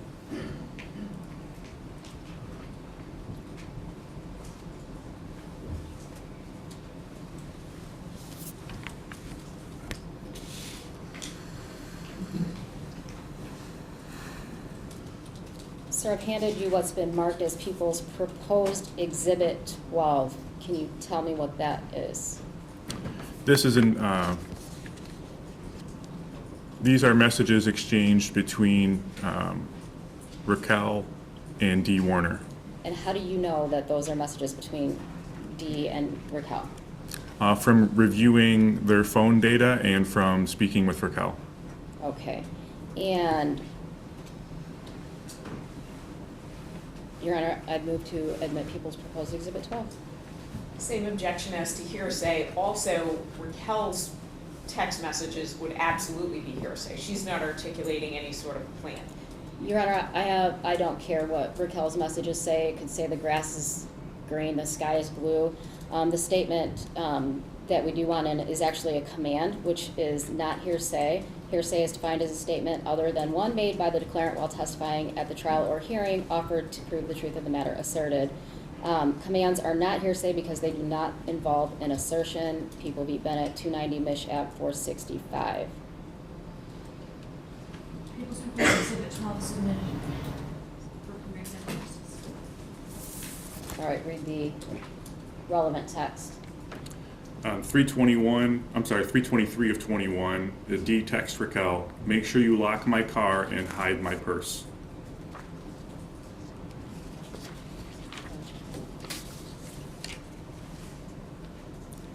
Exhibit 34, what is that? This is a similar report, a similar document. It is a text message exchange between Amy Alexander and D. Warner. Okay, what's the date of those messages? The first message with the date here is 12/6 of 2020. All right, and how do you know that those are messages between Amy Alexander and D. Warner? From reviewing both of their portable cases. Okay, Your Honor, at this time, I'd move to admit People's Exhibit 34. We object to these messages coming in. Again, first of all, it's hearsay on behalf of Ms. Alexander and Ms. Warner. That message does not state a command. It doesn't state her mental state or future plan in those texts. What she is articulating is a claimed prior event, which is inadmissible under hearsay. Your Honor, there are multiple messages that are relevant within that thread, and they are admissible for a number of reasons. Under 803.2, an excited utterance, a statement relating to a startling event or a condition made while the declarant was under the stress of excitement that it caused. The plain language of 803.2 does not require that the startling event or condition be established solely with independent evidence of an out-of-court statement before the out-of-court statement may be admitted.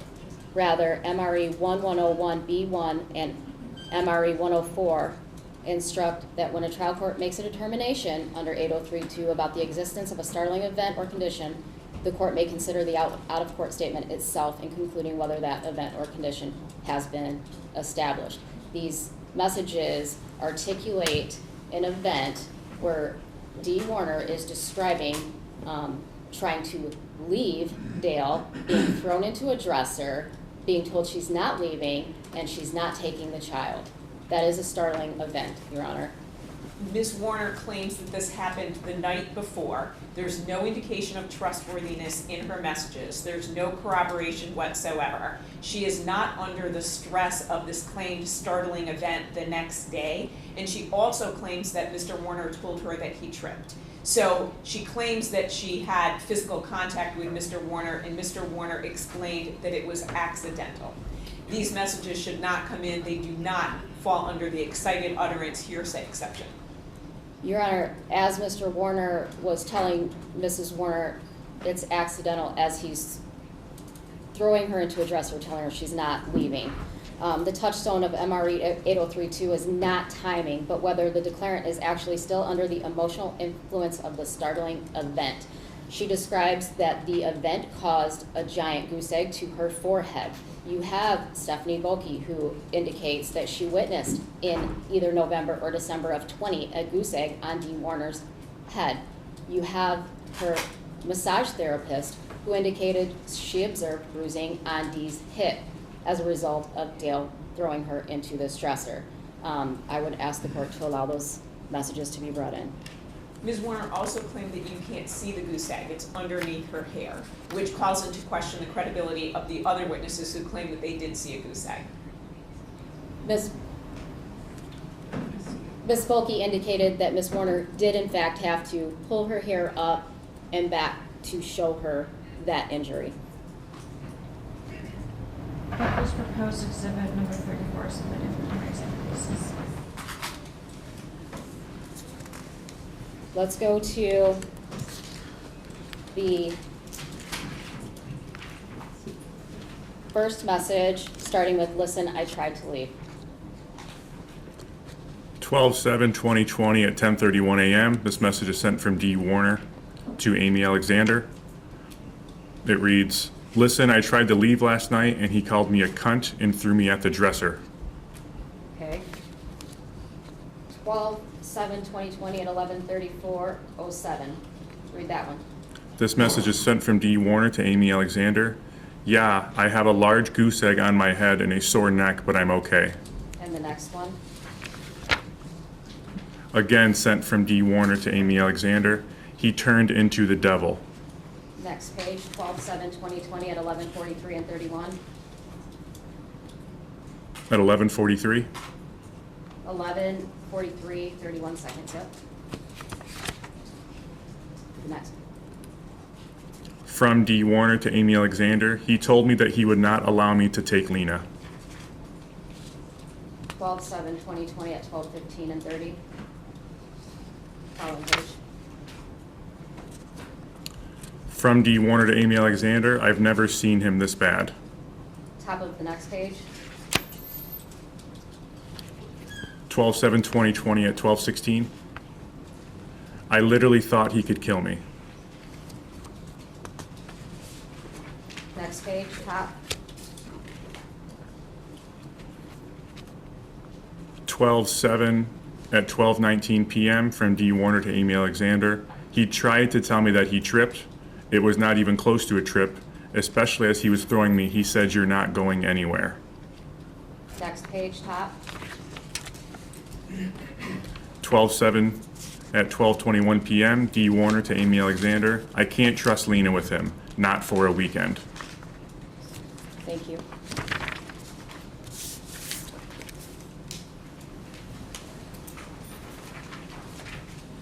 Were you also able to observe the email usage of D. Warner?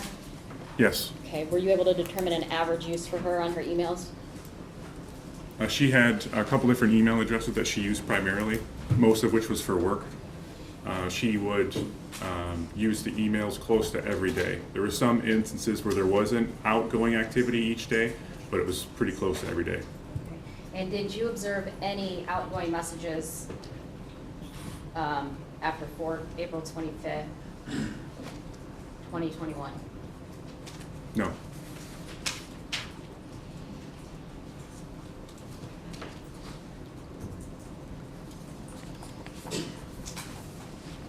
You also, as a result of your investigation and communications with Dale Warner, created some maps as it relates to this case, is that correct? Yes.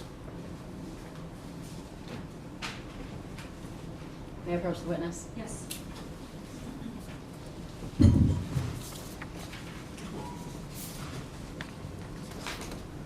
So those, I've handed you what's been marked people's proposed exhibit 25, 27, and 28.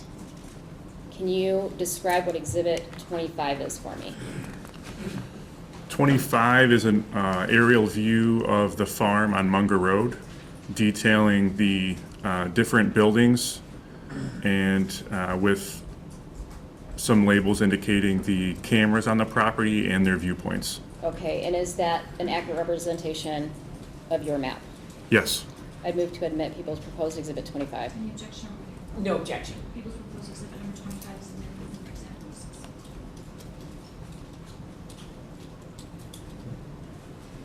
Okay, describe what people's proposed 27 is. 27 is the same map zoomed out so you can see the closest intersecting roads. So it's zoomed out to the point where you can see Carson and Munger intersecting. Okay, and there's some red lines in that map, is that correct? Yes, essentially the same red lines that are on People's 25. Okay, and red boxes? Correct. Okay. I'd move to admit people's proposed exhibit 27. No objection. People's proposed exhibit number 27 is amended for exam purposes. You testified last time you were here that you received a large amount of surveillance camera footage from the farm on Munger Road. Is that accurate? Yes. And what did you do with that footage that you received? All of that video was reviewed, more specifically, the events leading up to 4/25/21 and a 4/25/21. Okay, and how many hours of footage do you believe are on, did you have for that relevant time period?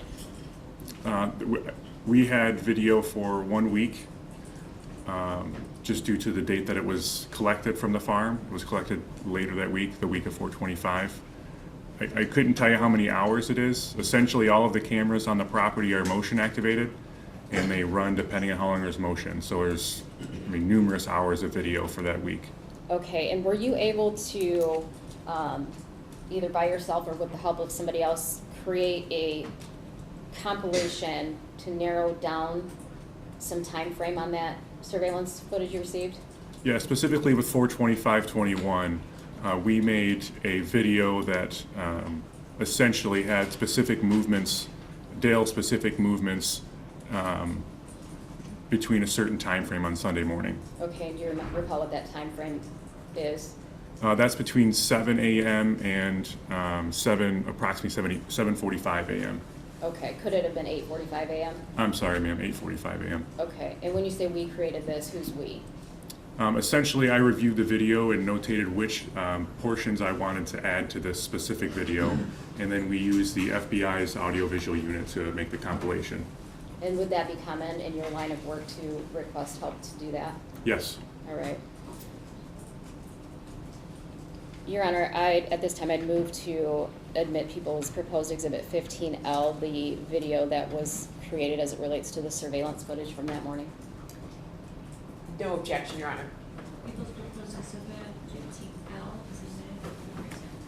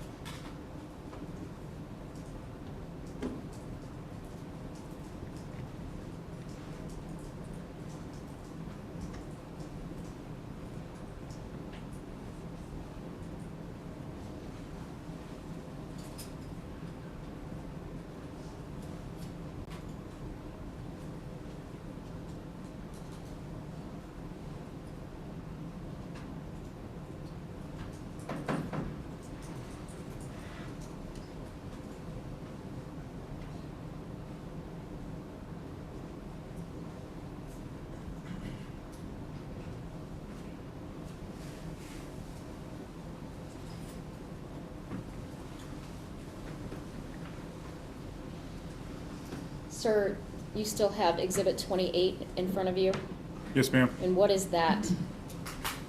This is the same aerial image as Exhibit 27. However, in addition, there are lines drawn on the map to indicate the movements we just saw on camera and the times associated with those movements. Okay. I'd move to admit People's proposed Exhibit 28.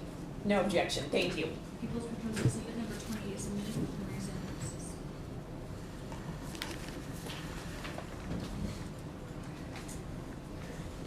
Your Honor, may I approach the witness? Yes.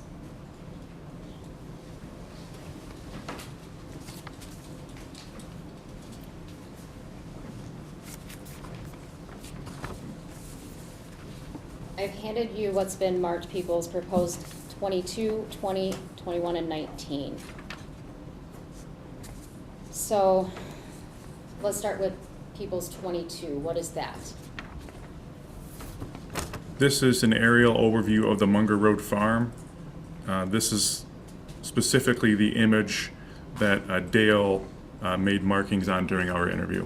Okay, so during the interview, you presented Dale with the map and asked him to put an X on a number of things. Is that correct? Yes. And is that the same document from that interview? Or a copy of? Yeah, the original's entered on the property, but this is a copy of it. Yes, ma'am. Okay, and, go ahead and put it up.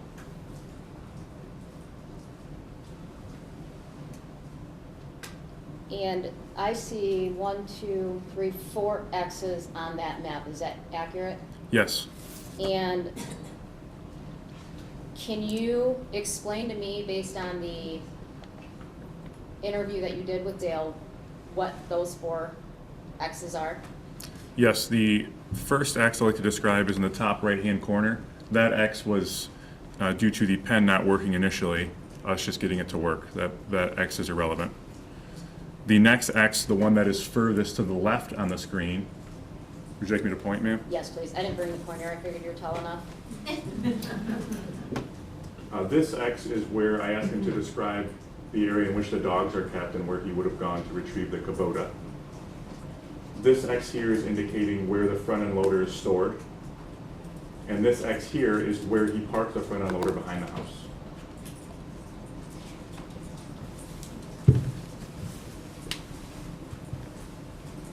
What was your point in doing this map with Mr. Warner?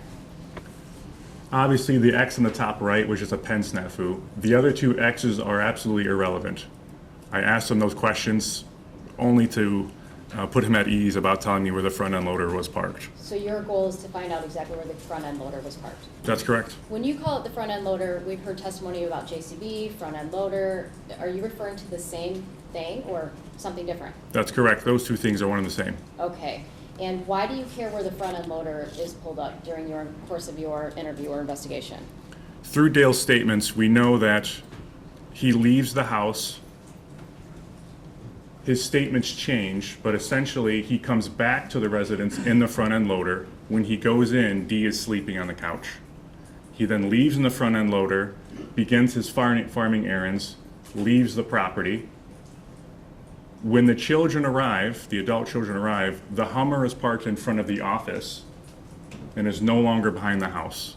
This is important because according to Dale, no one else is on the property, so Dee must have moved the Hummer. But when he pulls the front end loader behind the house and parks it where the Hummer was, those 2 things cannot be in the same space.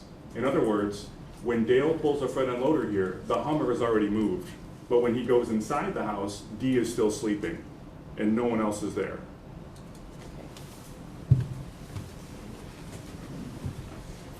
And his explanation for her driving did he give you an explanation or just Detective Greca an explanation for driving the Hummer down to the garage? He explains to Detective Greca that he drives the Hummer to the office to put the ring on his desk, and then she left it there because she was afraid he could still track it.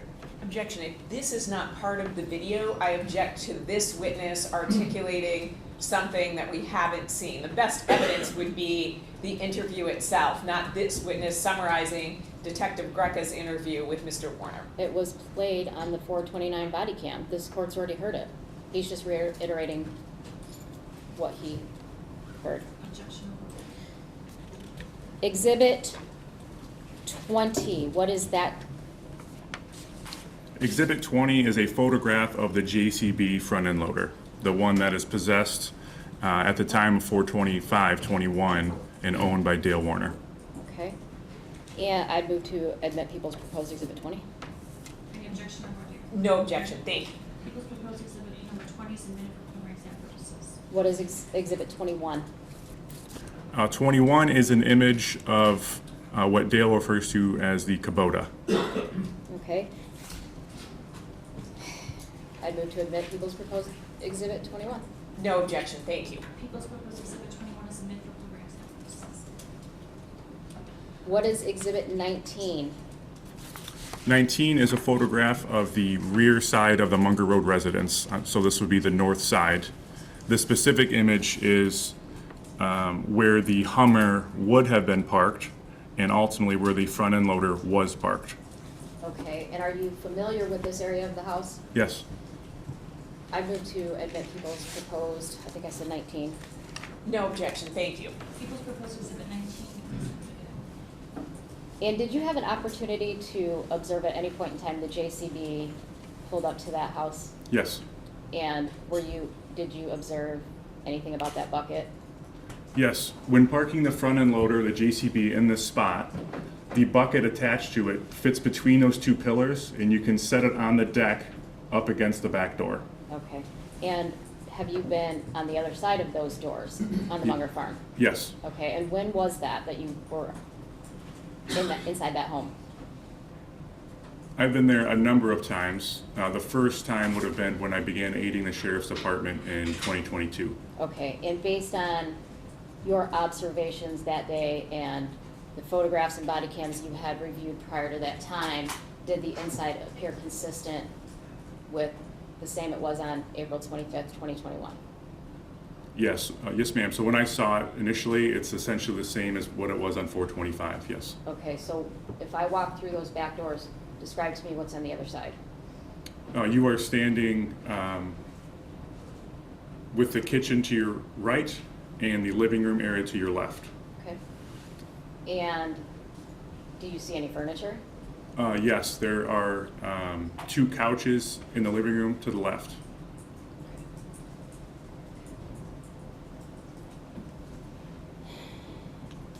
Did Dale ever give you an explanation for where D is, Yes, for where he believes D is?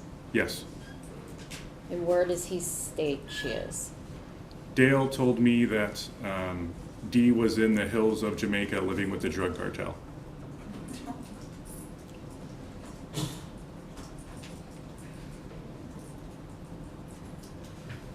Did Dale indicate to you how she would have gotten to Jamaica with the drug cartel? Yes, my follow-up question to him, This I'm going to object to again. Best evidence is the video. They want to play the video. In the numerous interviews given by Mr. Warner, it will show him trying to assist and provide multiple possibilities. This is not, they're just cherry picking one. So I object to this small portion of the numerous interviews that Mr. Warner has been given, and the fact that not only is it violative of the best evidence rule, but contextually it's inaccurate with all the statements that Mr. Warner has given. There's nothing about his testimony that violates the best evidence rule. The best evidence isn't the only evidence. This detective did the interview, number one. Number two, he's not taking it in a vacuum. He's talked about suicide. He's talked about the pills. He is not taking this as this is the only statement she's ever given. He's discussed those other items. Objection overruled. can you repeat the question, please, ma'am? Did he state to you how she would have gotten to the hills of Jamaica to live with the cartel? Yes, my follow-up question to him is how she would have gotten there without the use of her identification, her passport or driver's license. And Dale stated that she could have gotten there, she could have gotten to Florida and taken an illegal boat ride or gotten across the border for $10. For $10. Correct. Okay.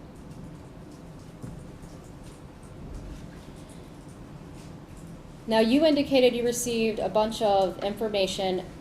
Well, I moved to strike that. Let me move back. Did you contact anybody else as a result of the theory that she might be in Jamaica, in the hills of Jamaica, living with the cartel? Yes. Okay, and who did you contact? I ultimately ended up in contact with Ryan Heathis from the Secret Service. Okay. And do you recall when you contacted him? I believe it was in the fall of 2022. And as a result of his, whatever he did he submit a report to you? Yes. And based on that report, did you do anything? Yes. What did you do? His report indicated that there was a D. Warner boarding a plane in the continental United States after 4/25/21. So I investigated that incident. Okay, and what did you find? I found that D. Warner to be otherwise unrelated to this case and just shared the same name. Okay, so there did exist another D. Warner somewhere else, and it was not D. Warner, D. Ann Warner in this matter. That's correct. Okay. You testified last time we were here that you did a bunch of search warrants for bank accounts as it relates to D. and Dale Warner and their various businesses. Is that correct? Yes. And prior to April 25th, 2021, were you able to review a period of use of credit cards and cash from D. Warner? Yes. And what's that period of time approximately? We reviewed financial documents dating back to 2019 forward. Okay. And were you able to establish a pattern or a use of those, accessing those accounts for D. Warner? Yes. Okay, and what did that look like? Dee primarily used 2 different credit cards for her daily spending. The average of those cards in those months was over $13,000 in use. So $13,000 a month? Correct. Okay. And was there any use on those credit cards after 4/25/2021 attributed to D. Warner? No. Okay. Did she have any other credit cards that she often used? Yes, she frequently used a K Jewelers credit card. Okay, I'm and sorry, didn't hear that. K Jewelers? Thank you.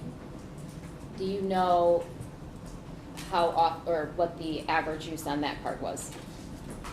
I'm not sure on the average per month, but between 2019, from 2019 moving forward, she spent over $45,000 on that credit card. On April 25th, 2021, what was the balance across all the bank accounts where there would have been cash available that Dee had access to? Across all of her accounts, Dee had access to over $108,000. After 4/25/2021, do you have anything to show Dee Warner access to that money or those accounts? No. Was there any indication based off the records that you reviewed and the investigation that you did that Dale Warner somehow cut Dee Warner's access off of those accounts? No, she continued to have access to those accounts.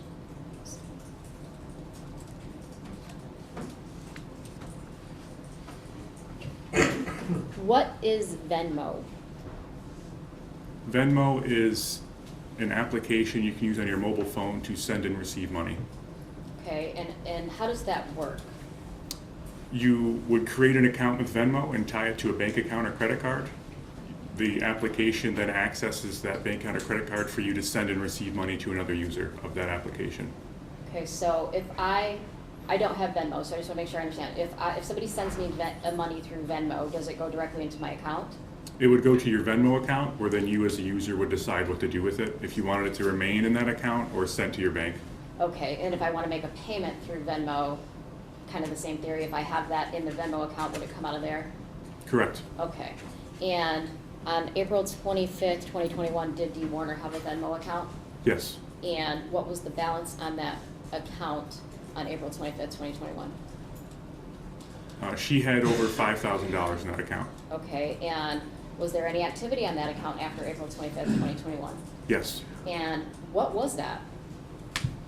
In the fall of 2023, I'm sorry, in the fall of 2023, withdrawals started coming out of that account. Okay, and were you able to identify where those withdrawals were coming from? Going to, yes, ma'am. Going to, I'm sorry. Yes. And where were they going? Well, we discovered it was being withdrawn fraudulently. A person gained access to the credentials of the account and began withdrawing money for their own use. Okay, and were you able to confirm that that had nothing to do with D. Warner? That's correct. Okay, and how were you able to do that? The person accessing the money is in no way associated to any of the people related to this case and is otherwise unknown to everyone outside of the investigators. So you do have a suspect, a known suspect? We've identified a suspect, yes, ma'am. Okay.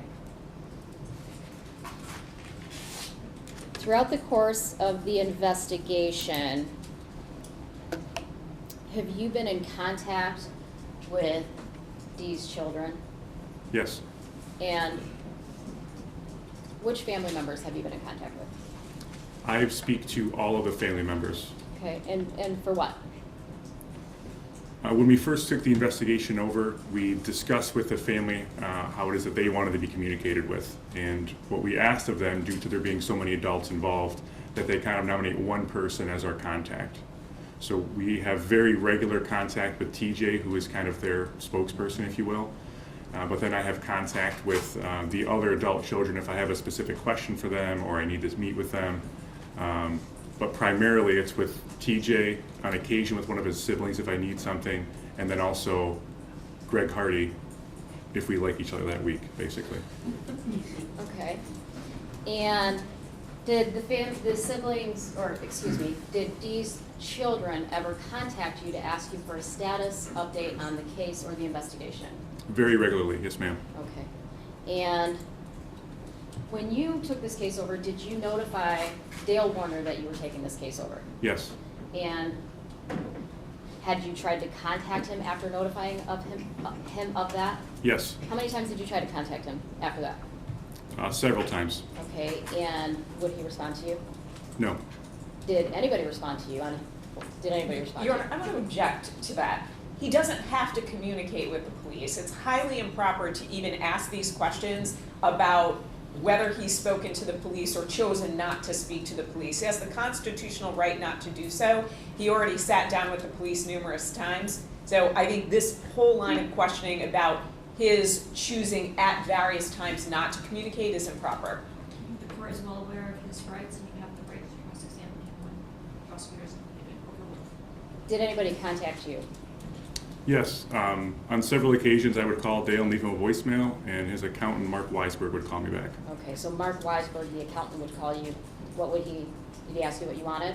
He, the first time, said, I'm calling because you called Dale, and I said, yes. And I was very confused. I didn't understand why he was calling me. After notifying Dale that you were taking over this case, did he ever contact you to ask you for status updates or how the investigation was going? The only time he has ever contacted me was when he called me from Dee's phone number to ask for his phone back.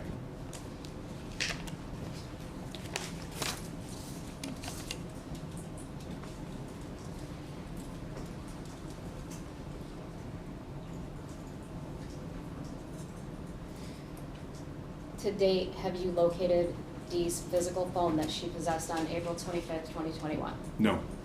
Have you located Dee Warner's purse that she possessed on April 25th, 2021? No.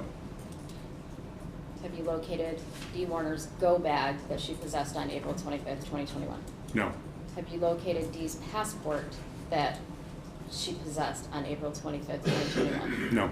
Have you located Dee Ann Warner? No. I have nothing further. Your Honor, I have quite a bit for Detective Drewyor. Would it be possible to take just a brief comfort break?